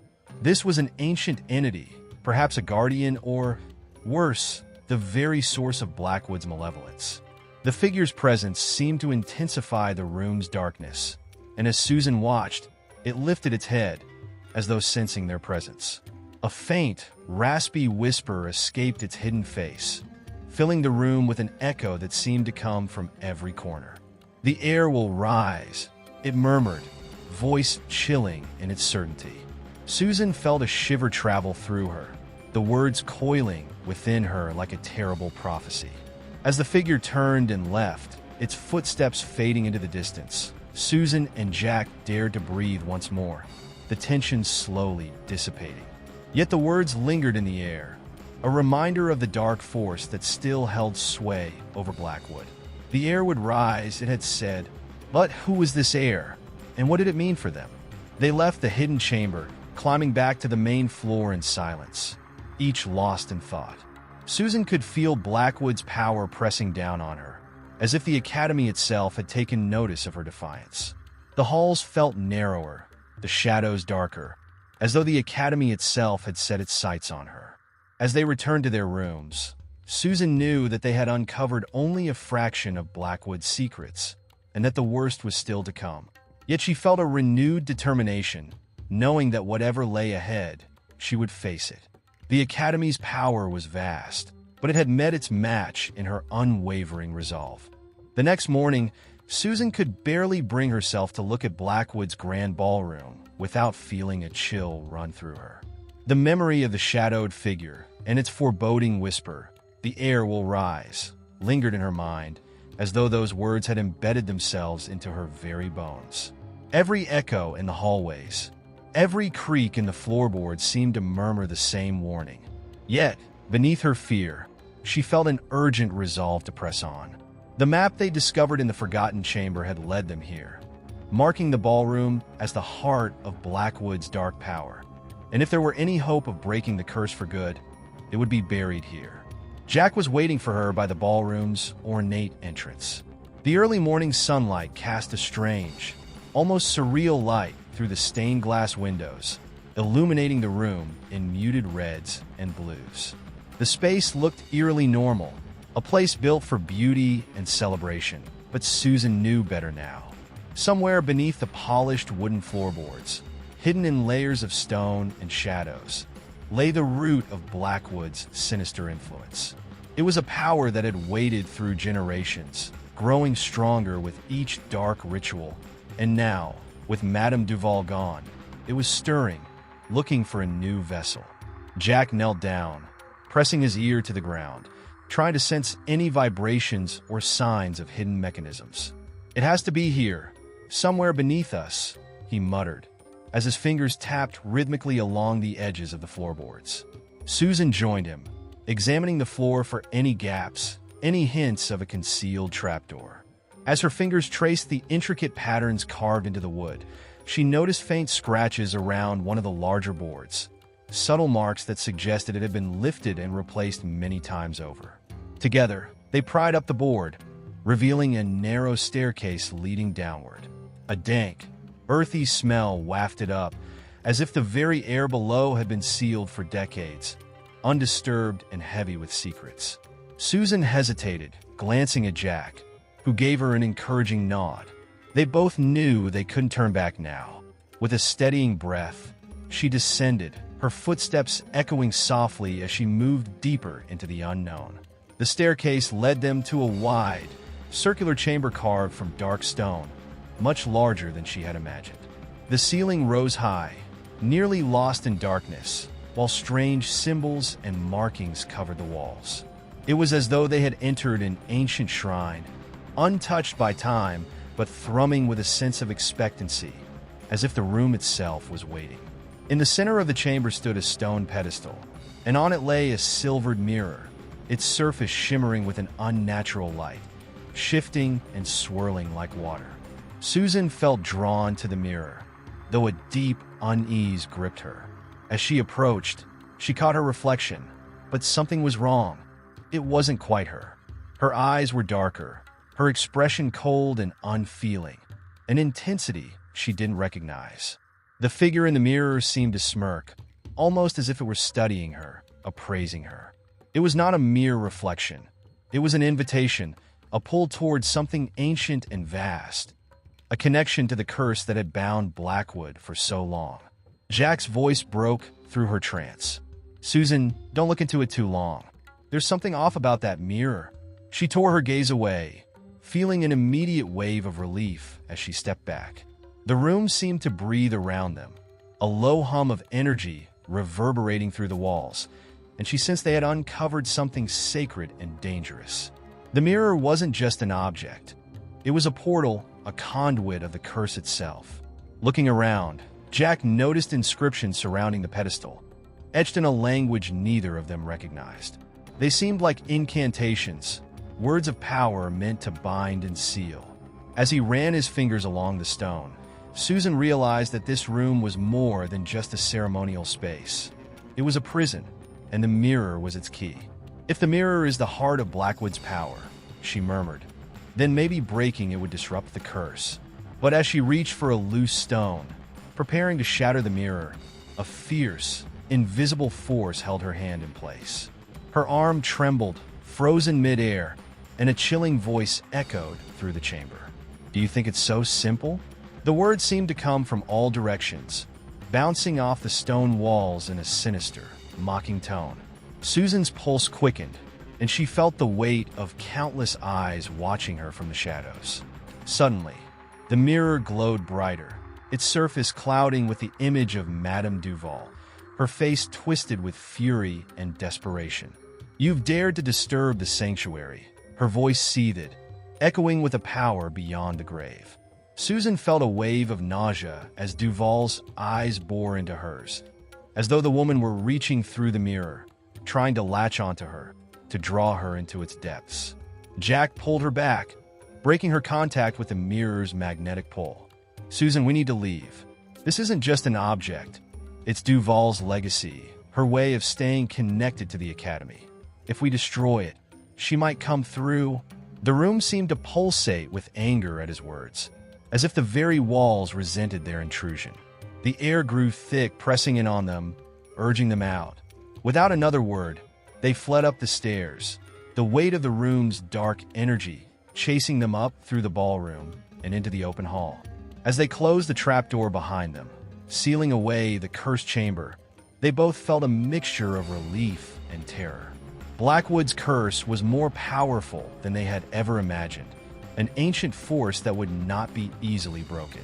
They knew now that Madame Duval was not truly gone. Her presence lingered, bound to the mirror, her spirit waiting for another chance to regain control.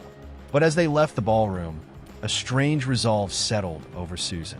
They had discovered Blackwood's heart, unearthed its darkest secrets, and while the mirror still held its power, she knew it was vulnerable. They would have to find another way to sever Blackwood's connection to Madame Duval and release the school from its ancient grip. But for now, they had survived, and as they walked through the sunlit corridors, a new determination sparked within her. The battle was far from over, but she felt ready to face whatever horrors Blackwood had yet to reveal. The days following Susan and Jack's discovery of Blackwood's hidden chamber were marked by a simmering unease. Though the surface of the Academy returned to a semblance of normalcy, the sense of dread clung to the air, filling the silence of each practice room and hall with an invisible weight. Susan could not shake the feeling that they had not only unearthed Blackwood's secrets, but also awakened something ancient and restless. She felt it in her bones, a foreboding tension that left her constantly on edge. In an attempt to regroup, Susan and Jack met each day to pore over old journals and documents they'd unearthed from the library's archives, hoping for any clue to sever Madame Duval's lingering influence. Most of the writings were cryptic, detailing arcane symbols and ancient rituals. One journal in particular caught their attention, its pages filled with frantic handwriting that seemed to blur as if written in fear. The entries hinted at an old ritual, a requiem for the lost, intended to bind malevolent spirits. Susan could hardly suppress a shiver. The ritual required the participation of someone bound to the spirit in blood, and this line troubled her most. As she mulled over these revelations, a peculiar pattern began to emerge in her mind. She noticed that each horrific occurrence at Blackwood had taken place at precisely 2:22 in the morning.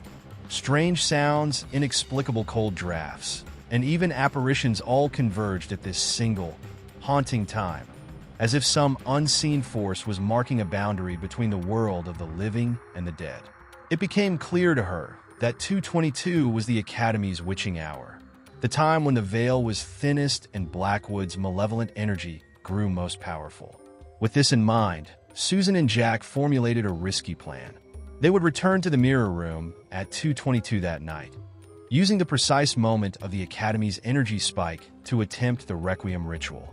It was a perilous gamble. The pages were unclear on the ritual's exact outcome, suggesting it could bind the spirit or unleash it entirely. Yet, both of them understood the stakes. Without confronting the mirror, Duval's presence would only grow stronger, eventually consuming the Academy and everyone within it. As the night descended, Susan and Jack steeled themselves, carrying a hastily gathered collection of candles, chalk, and incense into the ballroom. Susan's hands trembled slightly as she laid out the ritual's pattern around the trapdoor. Jack cast her a concerned glance, but she forced a reassuring nod. If she allowed herself to be paralyzed by fear now, they would both be lost. Together, they descended the staircase into the cold, stony silence of the mirror chamber. The mirror sat on its pedestal, its surface almost pulsing, as though alive and aware of their presence. Shadows seemed to flicker within it, swirling like storm clouds gathering in anticipation.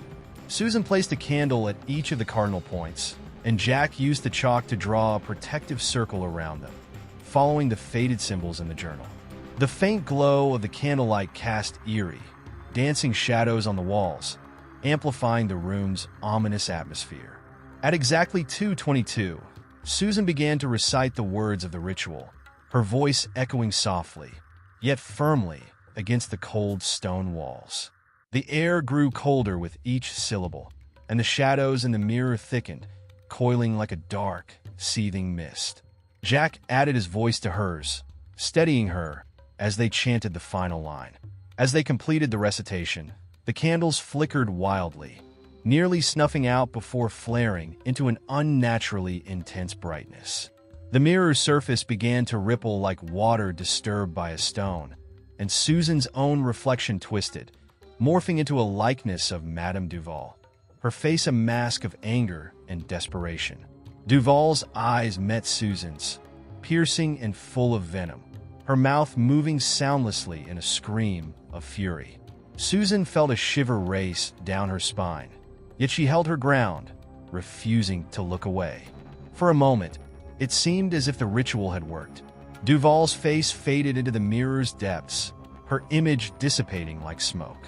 But just as Susan released a relieved breath, a guttural growl echoed from the depths of the mirror. The air grew thick, almost viscous, and the candles went out, plunging the room into darkness. She felt a chill grip her arm, a sensation as cold as ice, and in that moment, she understood that they had miscalculated. The ritual had stirred something far more malevolent than they had anticipated. Madame Duval's spirit had been bound, but not subdued. Instead, it had been unleashed, free to roam the Academy's grounds.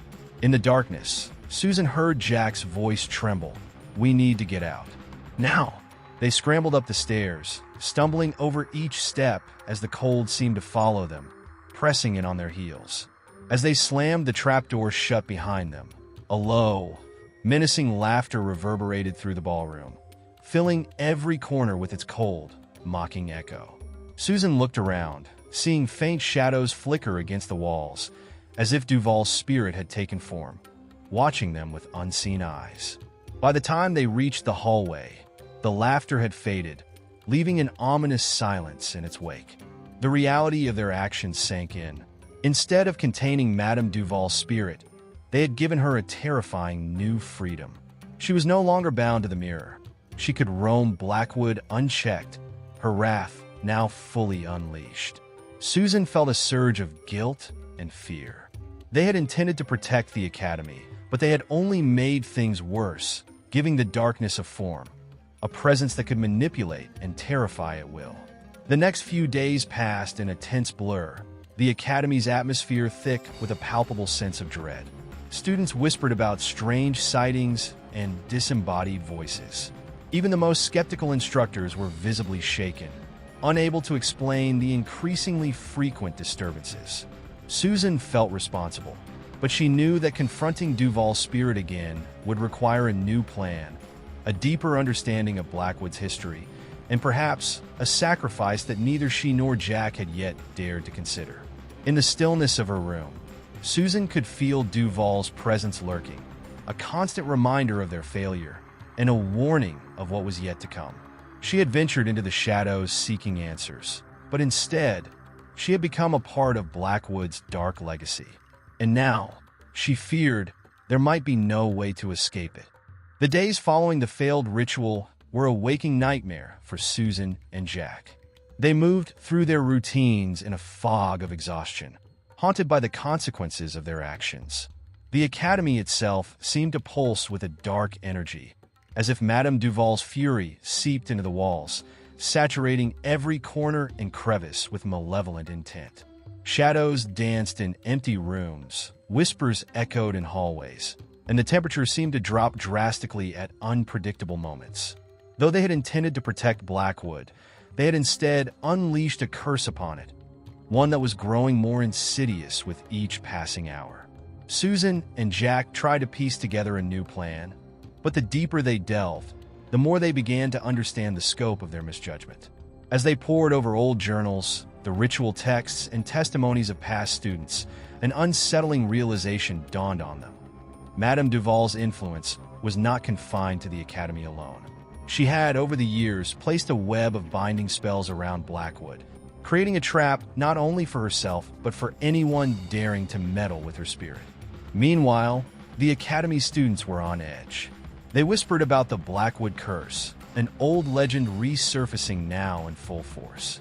Some of the younger students began suffering from night terrors, reporting visions of Duval lurking in their rooms, watching from mirrors, or emerging from the shadows with eyes like burning coals. Teachers were at a loss, and several quietly handed in resignations, unwilling to face the escalating paranormal disturbances. Though they didn't know it, the veil separating Blackwood from darker forces had been ripped wide open, and there was no one who could stitch it back together. Determined to find a way to reverse the ritual's effects, Susan and Jack decided to track down one of Blackwood's oldest records, a document that had supposedly been kept hidden in the dean's office for decades. They waited until the early morning hours, when they were least likely to encounter other students or faculty, and snuck down the silent corridors toward the office. Every step echoed ominously, amplifying their fear. But they pressed forward, driven by a faint hope that the document might hold the answer they needed. Breaking into the office was surprisingly easy. They found the door unlocked, as if someone had been expecting them. Inside, the atmosphere was stale, thick with the scent of old leather and paper. They rummaged through filed drawers and cabinets, eventually finding a dusty, leather-bound ledger wedged in a corner of the bottom drawer. The cover was unmarked, but when they opened it, they found a handwritten title, The Secret History of Blackwood Academy. As they flipped through the yellowed pages, they uncovered accounts of Duval's obsession with immortality and her eventual descent into madness. She had dabbled in rituals meant to trap her spirit within the academy, believing she could one day rise again by drawing power from the students. But one entry stood out. It detailed a counter-ritual, one that could bind the spirit of Duval back into the mirror permanently. The text warned, however, that this ritual demanded a sacrifice of essence, the willing relinquishment of something deeply personal and irrevocable. The more they read, the more they realized what was at stake. The ritual would require both of them to willingly give up their most cherished memories, the very experiences that defined them. This sacrifice would allow them to act as anchors, to draw Duval's spirit back into the mirror's prison, but at a steep personal cost. They hesitated, exchanging glances heavy with apprehension. The price was steep, but the alternative was worse. Neither could bear the thought of leaving the academy under Duval's malicious watch. They made their decision. That night, Susan and Jack returned to the mirror room, each of them carrying a small token, a reminder of a precious memory they were willing to surrender. Susan clutched a photograph of her first dance recital, her passion for ballet frozen in that moment. Jack brought an old cassette tape of a song his mother used to sing, a lullaby that had always comforted him in times of distress.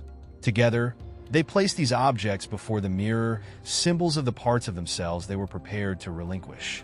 As they recited the words of the new ritual, the air in the chamber thickened, pressing against their chests, making it difficult to breathe. The mirror's surface began to swirl, and once again, the face of Madame Duval emerged, her expression twisted with rage and desperation. She struggled, reaching toward them, her hands clawing at the glass as if trying to pull herself free. But the ritual's power held her back, binding her within the mirror's confines. In that moment, Susan felt a sharp pain, as if something inside her had been torn away. She watched as the image of her first recital dissolved from her mind, leaving only a hollow ache in its place.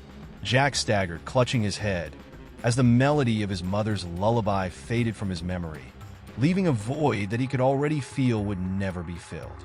They both understood the gravity of what they had lost, pieces of themselves exchanged to safeguard the academy.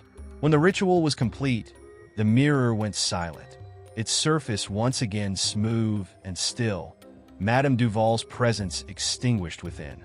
Exhausted and emotionally drained, Susan and Jack sat on the cold stone floor, taking in the eerie quiet that had settled over the room. It was done. Madame Duval was gone, but their victory came at a cost that only they would truly understand.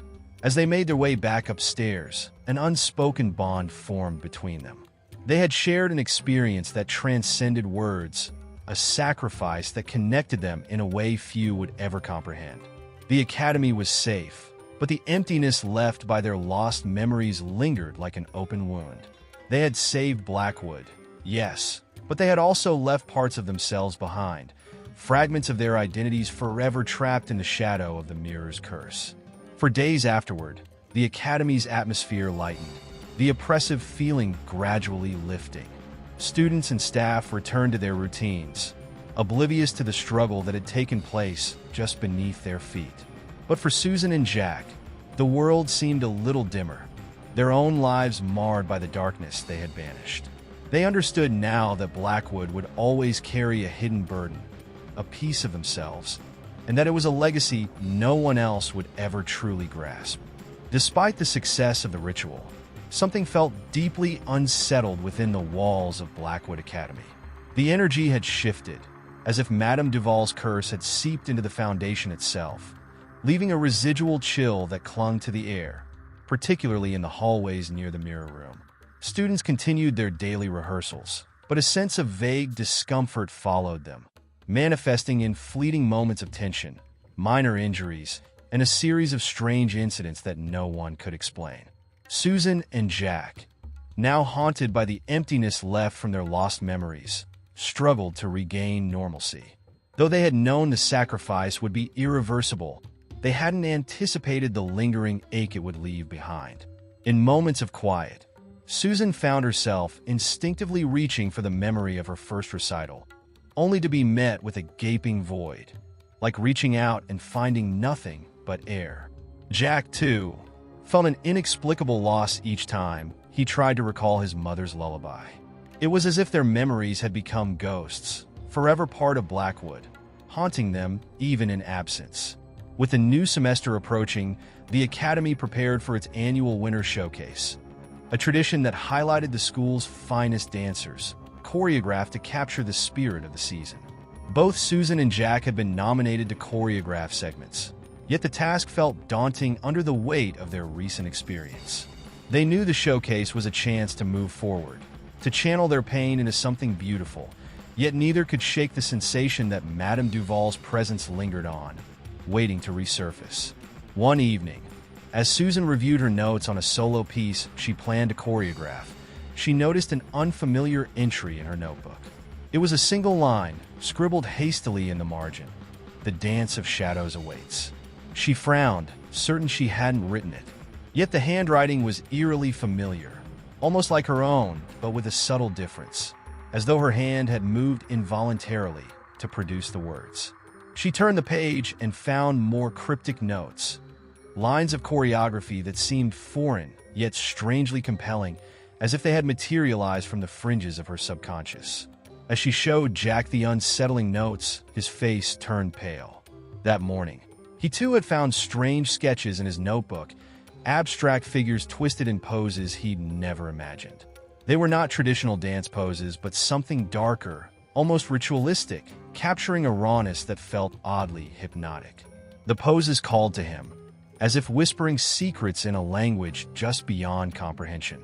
Unable to resist the pull of these strange instructions, they began rehearsing them privately in the empty dance studios, drawn deeper into movements that grew more intense and consuming with each session. It wasn't long before the students began to notice their changes in demeanor. Susan and Jack became increasingly isolated, their personalities dulled by the consuming practice of this haunting dance. The choreography had become a ritual of its own, binding them in ways they didn't understand, and each time they rehearsed, they felt Madame Duval's spirit more keenly, as if she were guiding their movements, manipulating their bodies through the echo of the curse they had tried to contain. As the showcase neared, Susan decided to incorporate the forbidden choreography into her assigned solo piece. She felt that somehow, By finishing the dance, she could close the chapter on the haunting memories that plagued her. Jack, equally compelled, found himself integrating his sketches into the group piece he had been preparing, convinced that these movements would capture the power and beauty Blackwood deserved. But deep down, both were aware of the unsettling truth. They were not dancing for the Academy anymore, but for something far more sinister, a force demanding expression through their bodies. On the night of the showcase, the main auditorium filled with eager students, faculty, and family members. Lights dimmed as the first performers took the stage, each dancer moving with precision and grace. But as the program progressed towards Susan's and Jack's pieces, an odd anticipation hung in the air, almost as if the room itself braced for what was to come. The crowd grew silent as Susan's solo began. She took her place center stage, poised in the opening stance of the dark choreography, her eyes empty yet strangely fierce. As the music started, Susan's body moved with a raw, unrestrained energy, her limbs twisting and bending in ways that defied the usual elegance of ballet.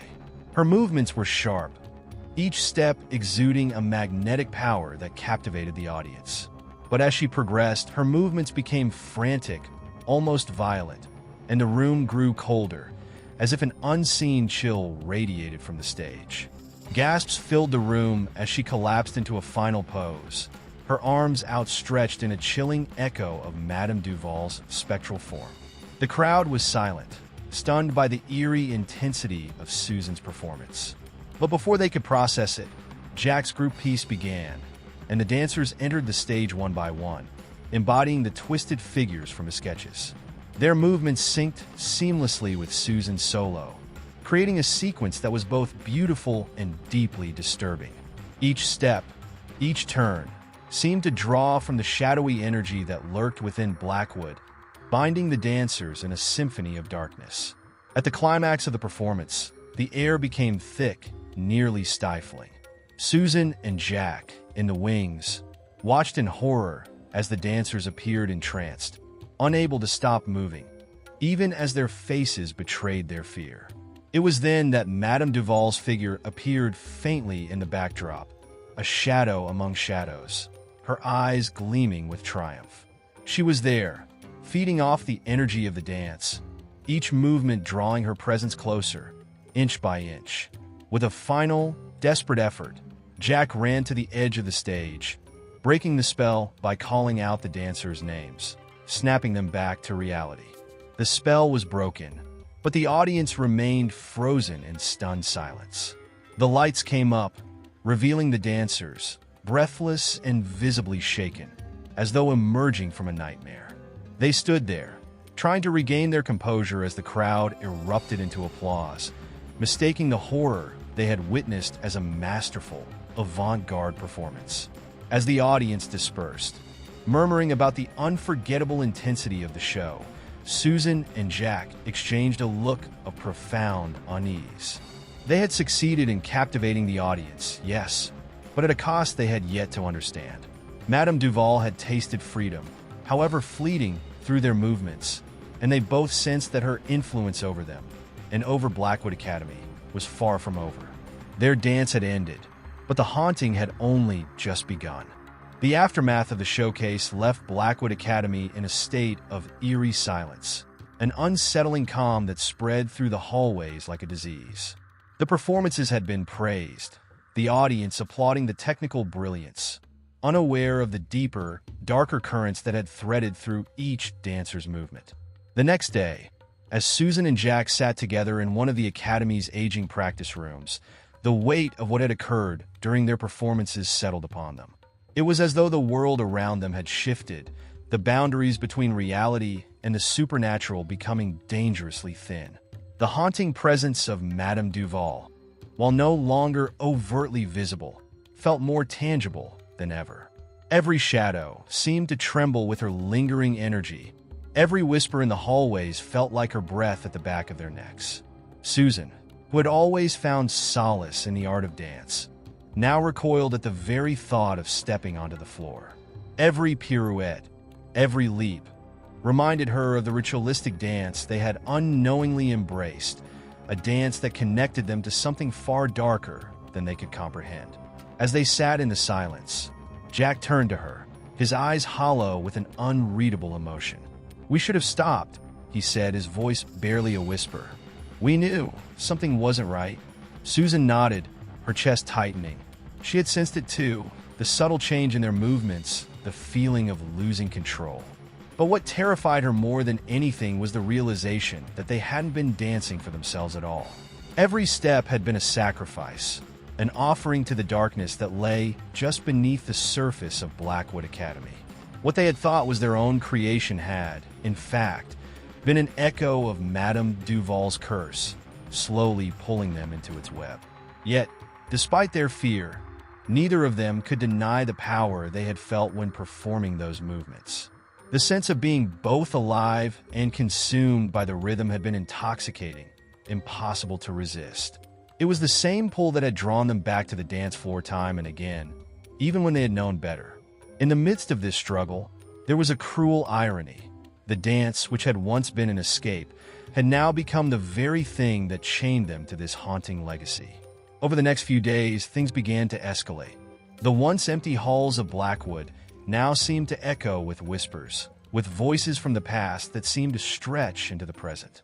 Students began reporting strange occurrences, doors that would open and close on their own, objects shifting out of place, and, most unsettling of all, a sense that someone or something was watching them at all times. The faculty seemed unervingly calm, as though they were aware of these disturbances but chose to ignore them. Susan and Jack, trying to reclaim control, spent their time in the library researching Madame Duval's history, hoping to uncover any information that might help them understand how to break the curse. Yet every book, every journal, only deepened the mystery. Madame Duval had been a brilliant choreographer, revered in her time for her unique ability to weave magic into her performances. It was said that her final masterpiece, a dance that was never performed, had been so powerful that it consumed her, body, soul, and spirit, leaving behind only a broken legacy. She had been buried on the Academy grounds, a fact that now sent a chill through Susan and Jack's bones. As the days passed, the pressure continued to mount.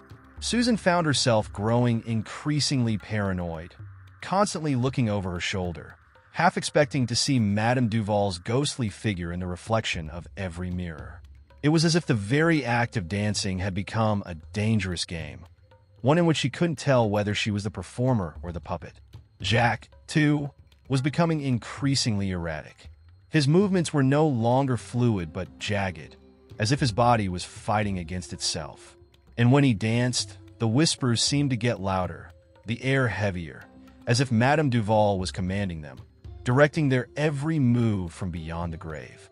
One night, while Susan sat in her room, unable to sleep, she felt an undeniable pull. It was as though the floor beneath her feet was calling to her, urging her to return to the dance studio, to continue what they had started. She tried to ignore it, tried to block out the desire to dance, but the pull grew stronger, almost painful.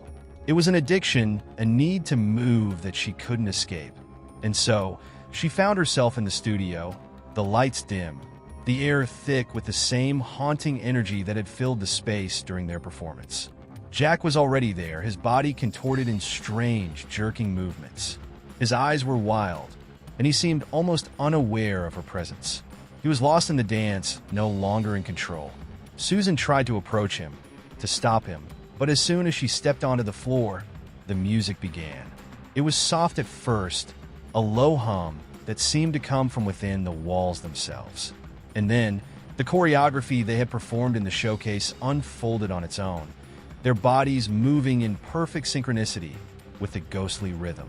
Susan's heart raced as the familiar, yet alien movements consumed her. She couldn't stop herself, couldn't control the way her body moved in perfect harmony with the cursed dance. The room around her grew darker, the shadows stretching unnaturally as though the very space itself was alive. She could feel Madame Duval's presence in every movement, the choreography pulling her deeper into the darkness. Suddenly, there was a loud crash, and the music stopped. The room fell silent, the air heavy with an oppressive weight. Susan looked around, her breath shallow. Jack had collapsed, his body twitching uncontrollably on the floor. She rushed to him, her hands trembling as she checked for signs of life. He was alive, but his eyes were wide open, staring at something unseen, something far beyond the physical world. That was when she realized the terrifying truth. Madame Duval hadn't just haunted Blackwood Academy, she had infected it. The curse was not just an ancient memory. It was a living, breathing entity that could possess and control its dancers. And Susan and Jack had unwittingly become its new vessels. In that moment, as Jack lay still on the floor, Susan understood that there was no escape. The dance had claimed them both, and Blackwood Academy would never be the same again. The morning after Jack's collapse, Blackwood Academy was thick with tension. The silence that had pervaded the building since the showcase seemed to have deepened, as though the entire institution held its breath. Susan could barely sleep, haunted by the memories of the night before, of the music, the dance, and the chilling feeling that, for a moment, she had become one with Madame Duval's curse. It was as if every bone in her body now thrummed with the presence of the dead choreographer, her movements forever etched into Susan's muscle memory. When she woke, she found herself staring into the dark, the hours having slipped by unnoticed. She felt detached, as though her body was no longer her own. She looked at her hands, pale and trembling, and could still feel the aftershocks of the dance running through her. There was an undeniable sense of foreboding that had taken root inside of her, a feeling that no amount of rational thought could banish. She could sense the Academy's heartbeat now, pulsing beneath the floorboards, in sync with the rhythm of the haunted choreography. Susan knew something had changed, not just within herself, but within the very walls of Blackwood. Jack's collapse had been a wake-up call, and she felt herself pulling further into the dance's dark grip. He had not been the only one affected. The other students seemed distant, their eyes hollow, their steps uncertain. Everyone who had participated in the showcase, whether willingly or unknowingly, had now become a part of the curse that clung to the Academy like a second skin. The whispers began again the moment she stepped into the hallway. She had heard them before, but now they felt more insistent, as though they were no longer merely background noise. It was as if Madame Duval herself was speaking through them, urging the students to dance, to perform her final, unfinished masterpiece. But there was no longer any illusion of choice. Susan knew that whatever she did, wherever she went, the music would play, and the steps would follow. As she walked down the hall, she passed the old rehearsal space where the most devoted dancers practiced late into the night. The door creaked open with an eerie squeal, and she saw a few of her fellow students inside, their bodies moving and jerking, mechanical unison. Their eyes were wide and vacant, completely lost in the rhythm. Their movements were unervingly precise, as if they had long since become marionettes to the choreography that controlled them. The steps they performed weren't their own. They were a twisted reflection of something much older, something far darker. Susan felt a pang of horror wash over her. She had once revered these dancers for their skill and dedication, but now they were nothing more than puppets. And as the door slowly closed behind her, she felt a cold weight settle in her chest. Madame Duval's influence had spread, infecting everyone within these walls. But there was more, there always was in Blackwood. As Susan turned to leave, she saw Jack standing in the doorway, his face drawn and ashen. His eyes were bloodshot, but there was something in them, a flicker of recognition, as if he had been pulled from the trance that had consumed him the night before. He looked at her with desperation, his voice a rasp as he spoke. "Susan, you have to listen to me. It's getting worse. It's like the dance is taking over. I don't know how to explain it, but it's inside me, inside all of us. We're not just dancing anymore. We're becoming the dance." Susan's heart raced, and for a moment, she wanted to reach out to him, to pull him away from the cursed space they had both entered. But the air around them seemed to hum with an oppressive energy, pushing them apart. It was as if the Academy itself was refusing to let them go, unwilling to allow them to break free of its twisted hold. "I know," she whispered, her voice trembling. "I feel it too." They stood there for a long moment, both aware of the overwhelming truth that had slowly dawned upon them. There was no escaping it. They were trapped in a dance with death, and the only way to survive was to complete it. They had no idea what would happen once the final steps were performed, but they knew they could not stop now, or the consequences would be far worse than they had imagined. Later that day, as the clock struck midnight, Susan found herself in the main auditorium. The stage was empty, bathed in cold moonlight filtering through the high windows. The air felt thick, heavy with the lingering traces of Madame Duval's curse. It was here on this stage that the final pieces of the puzzle would fall into place. The students who had once danced in unison during the showcase now moved in perfect silence, each of them standing in a perfect line. Susan could feel their eyes on her, though none of them spoke. Their faces were expressionless, their movements robotic. And then, as if on cue, the music began again, but this time it was different. The melody was no longer a simple tune. It was a symphony, powerful and hypnotic, pulling them all forward, deeper into the darkness. Susan stepped onto the stage, her body moving of its own accord. The dance began once again, but this time, the movements were more than just a performance. They were a ritual. Each step, each turn, was a command of beckoning. The choreography flowed through her like a flood, drowning her in its rhythm. She could feel herself losing herself in it, losing the distinction between herself and the dance. It was as if the choreography was a living thing, a creature with a mind of its own, and she was its vessel. And then, as the final notes of the music played, Susan's mind cleared for a brief moment. She realized with sickening clarity that they weren't just performing for Madame Duval's ghost. They were performing for her. The curse had consumed them all, body and soul. They weren't dancing to honor the dead choreographer. They were becoming her. They were part of her final, unfinished masterpiece, the Dance of the Damned. As the music came to an end, the room fell silent once more. The dancers stood frozen, their bodies held in the last position, their eyes wide with terror. Susan, still trapped in the afterglow of the dance, tried to scream, but no sound escaped her lips. She could feel the cold presence of Madame Duval behind her, watching, waiting. The curse had claimed them all. The silence that followed the final notes of the dance was absolute. It pressed in on Susan from all sides, as if the very air had thickened, becoming harder to breathe. The dancers stood still, locked in the last pose of their performance, their limbs stiff and rigid, their eyes unblinking. It felt as though time itself had frozen, and Susan, trapped in the aftermath of the cursed choreography, could do nothing but stare into the emptiness. Her mind was reeling from what she had just experienced, the overwhelming sense that she had become part of something much larger, much darker than herself. For a moment, there was no sound except for the faint, distant hum of the building's ancient pipes and the quiet rasp of her own breath. She tried to move, to break free from the oppressive weight of the performance that had consumed her, but her body refused to obey. The last step of the dance had been so deeply ingrained in her now that it was as if her body had been programmed to follow it, and even her thoughts were caught in its rhythm. Jack, too, stood frozen on the stage, his face twisted with fear and confusion. His eyes met hers, but there was no recognition in them, only a hollow emptiness that spoke of the price they had paid. The curse had consumed them both, and there was no escaping it.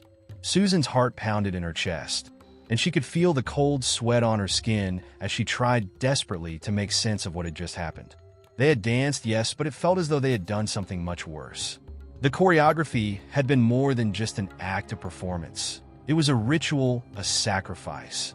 As if sensing her thoughts, the doors of the auditorium creaked open, and a figure stepped into the room. Madame Duval. Her presence was immediate, oppressive, and suffocating. The ghostly choreographer moved with an eerie grace, her figure shimmering in the dim light. She seemed to glide across the stage, her eyes locked onto Susan with an intensity that sent a chill racing down her spine. There was no mistaking it now.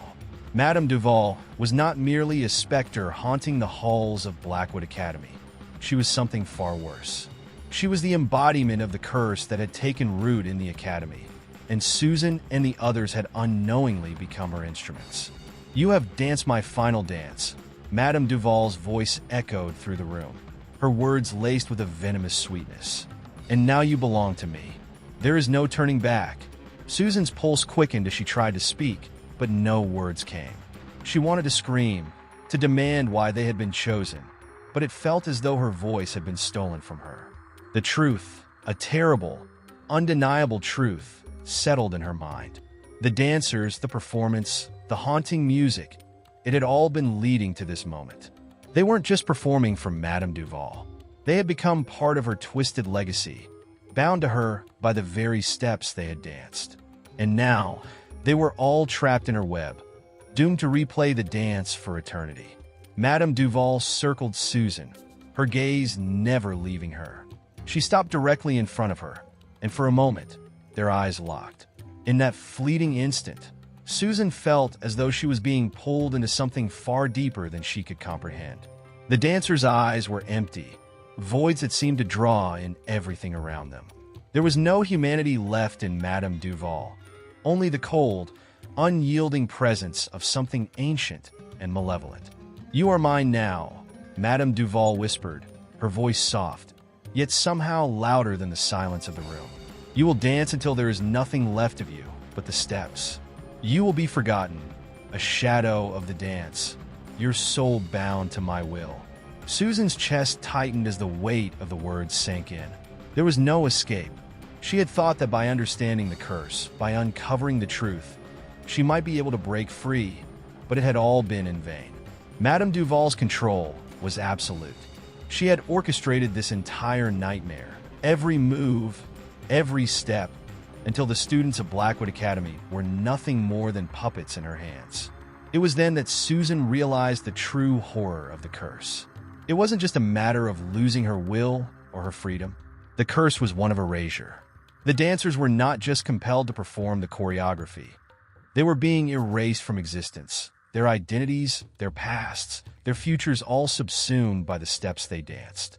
Susan was no longer Susan. She was a vessel for the dance, a shadow of her former self. But there was one thing she had not considered, one thing that could still offer a glimmer of hope. She had heard the stories, the rumors that the curse could be broken, but only if the final step was completed. The final step. Susan didn't know what that step was, but she knew it was coming.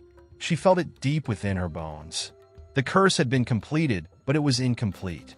Madame Duval had crafted her masterpiece, but it was missing the final, defining move that would seal their fate forever.